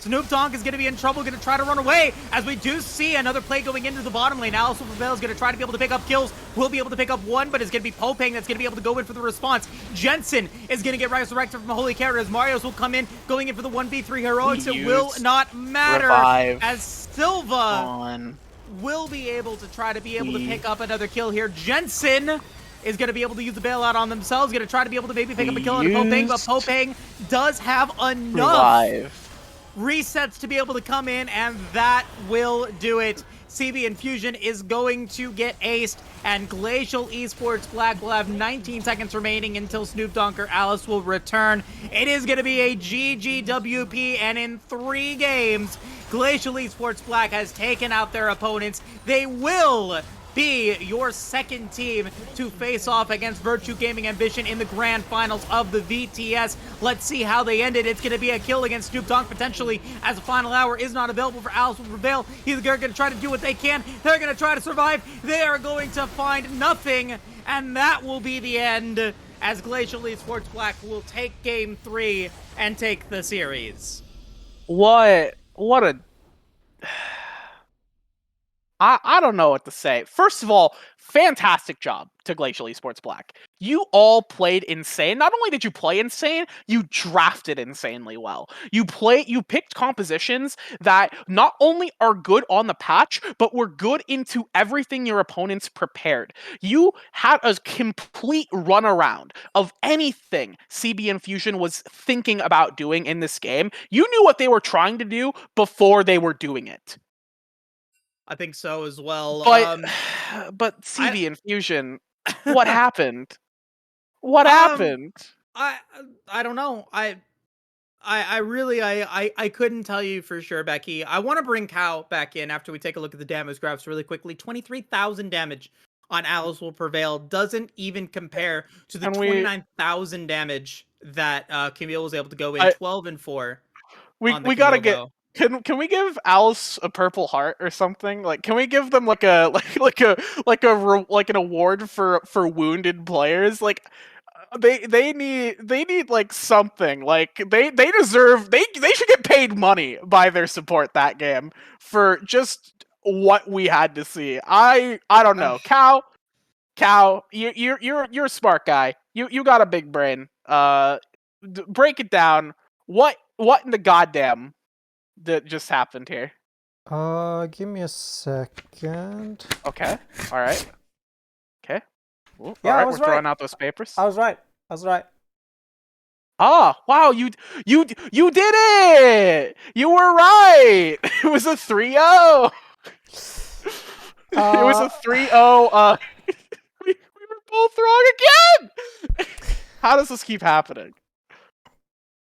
I don't know. It's quite rough to say. But it boils down to drafts, and the fact that I understand completely what CBI wanted to do with this the draft of them, right? You have the Cillian, you can use him quite effectively. You also have Jensen, who has the bailout, but as we saw in one of those team fights, the anti-synergy is quite real there. And honestly, it feels like there was a little bit of a mental boom this last game. I'm not too sure what happened as to why Jensen was, subbed in. Maybe they had some ideas, but Well, I mean, Sig was typing in chat, so not to call you out, buddy. What? I don't need to know what happened, but I do know that you're here. Thank you for being with us. Good effort out there this season. I think your team performed quite well for the most part. Just were not able to show up today, and that it is what it is. It is what it is. So Moose, what are you taking away from this for either team? I just want to say something really quickly here. I feel like we're really I feel like we're being really harsh towards CB Infusion in terms of what they were able to come in. I think they coming into this particular playoff match. I think the expectations were really high for CB Infusion, and I think that attributes to what we're seeing now. Is I wanted to see CB Infusion be able to put up a fight, especially up against a 4th seed team. Theoretically, they went up against the 3rd seed team. I mean, I guess all 3 of the 2nd, 3rd, and 4th were all 4 and 3 in Group A. So it could have been Glacial Esports as a 2nd seed. It could have been Rice Farmers as the 2nd seed. It could have been Gothboy Click a 2nd seed, but it ended up being Glacial Esports being that 4th seed, and they ended up being the ones that were going up against them. I don't think that Glacial Esports really had to worry about what CB Infusion was trying to do, because I don't know if CB Infusion knew what they were trying to do either. I And definitely don't. And I think that is where CB Infusion kind of dropped the ball. It was a lack of clarity. It was a lack of clarity coming into today. It was a lack of clarity coming into their drafts. It was a lack of clarity coming into their laning phases. And it's very important to be able to stay consistent. There's a difference between a star team and a superstar team, and the difference is consistency. And unfortunately, like you said today, They were not consistent, and it ends up resulting in them falling to this 3-0. Now, the turnaround question from this that I have to ask you guys is, how has Glacial Esports, who, they come into this fourth seed, they come into this, in both their quarterfinal and semifinals matchup being this underdog team, what has changed? How have they adapted so well in this playoff match? Is it a new coach? Is it a new drafting style? Is it just more practice? I don't know what that is. I'm sure that we're going to be getting answers in the chats. I'm sure that somebody will tell us, but overall, we cannot deny that Glacial Esports has been such a phenomenal team here in this postseason. And some teams are able to do that. Some teams are able to be just postseason titans. And that is exactly what Glacial Esports Black has been able to do. And I think that Virtue Gaming Ambition should be extremely worried moving into Grand Finals next week. Yeah, I would have to agree with that as well. Virtue Gaming Ambition sitting on the other side of the bracket. They did end up going 3-1 against Gank 7 Mirage. So we will have to see how these two teams match up in their final bout at the end of the season for all the marbles. Of course, during the regular season, Virtue Gaming Ambition were undefeated. Not a single team in their group could stand against them. But Global Esports Black has surprised us 2 weeks in a row with their game planning and their performances on an individual level, their ability to play the map. This team has shown up during the playoffs when it matters the most. So even though this team lost during the regular season, they've got a lot of momentum. They've got a lot of good vibes, and they've got a lot ready to take their rematch against Virtue Gaming Ambition and take it all the way, potentially. But we do have, that aside, we do have the MVP poll available in the chat if you would like to vote on that. Who do you think was MVP? Was it Smartaz from the top lane, Popang in the jungle, Kite Azure in the mid lane, Silva on AD carry, and Purple Ninja on support? I have my opinions, but we can talk about this on the desk a bit. Cow, who do you feel is who was the MVP for Glacial Esports this series? I mean, it's honestly quite hard. I want to boil it down to Smartass and Popang though, because Smartass, he played in top lane. He played Camille Darius 2 games, which in theory is it's a skill matchup, yes, but it's technically also a winning matchup for Darius, basically guaranteed. But he played this. Oh, kitty. But he played it super well, and he had phenomenal team fights even in game 1. And as well, Popang, he was phenomenal with the ganks. He did really good on the pathing. I think his pathing was very exceptional. It was definitely a very, very strong fundamental. If we MVP, everyone should have an interview. Yeah. Maybe. But yeah, no. I'm honestly going to put my MVP on Popang. Just because, give the jungler some credit. Okay. What about you, Miss? I have to give it to Kaitazor, hands down. Okay. Phenomenal Anivia, phenomenal Azir. Really, phenomenal all 3 games. Phenomenal Swain as well. Legendary on the Swain, almost legendary on the Anivia, and some of the best Emperor's Divides that I've seen from players in this league on the Azir as well. So I think that is where I have to put the MVP here for this match. But they all played exceptionally well. Yeah. We do actually have the poll ended. So, I don't know if there's gonna be a graphic. I don't care if there isn't. If there isn't, there isn't. But I would like to say before we talk about that, my personal vote was for Smartaz. Just the the absolute canyon they made in top lane, they neutralized everything that Mario's is trying to do. Even in the first game, where they fell a little bit behind the Pantheon, they were able to keep themselves relevant and keep themselves impactful and make more happen than Mario's with a lead. And then in games 2 and game 3, they just outhands them. And you completely remove the Darius from the game in any way, shape, and form. Very, very much commendable. Thought Smartass performed very well. Also just played really well in fights. Had a ton of great angles, had a ton of great flanks, had a ton of great picks. Just playing well. Great Camille play. I don't know if they'll see it next week. Maybe they will. Maybe they won't.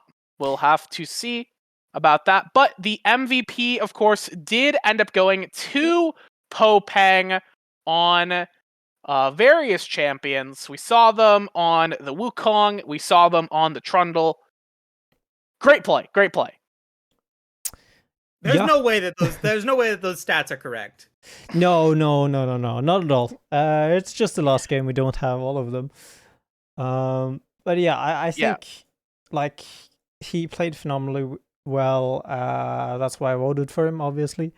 And you know, it just goes to show that, you know, even though your KDA is not the best, a well-placed Azir ult as well, but also a Trundle Pillar, like, it goes very far away, because we saw in that Tribush in the top lane, like, there was an Azir ult where you couldn't pass through, and then there also was a Trundle ult, no, Trundle Pillar, my gosh, that he really couldn't pass through at all. So it's like, it's so much utility. It's really, really good into Vayne and Udyr as well, because, you know, Vayne, you slow her, you slow Udyr, so yeah, just great job all over.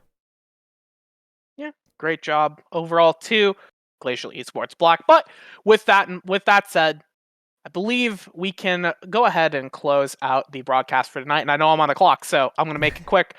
Moose, what have you got to say before we close out tonight? Anything you want to plug? Best of luck to both of the teams moving into the grand finals. Of course, if you guys are appreciating the content and the work that I'm doing as the play-by-play, you can, of course, follow me on my Twitter channel at Moosecaster. I am across the amateur metaverse doing a bunch of different leagues, bunch of different sometimes solo gigs, but also I'm on Aegis every Thursday.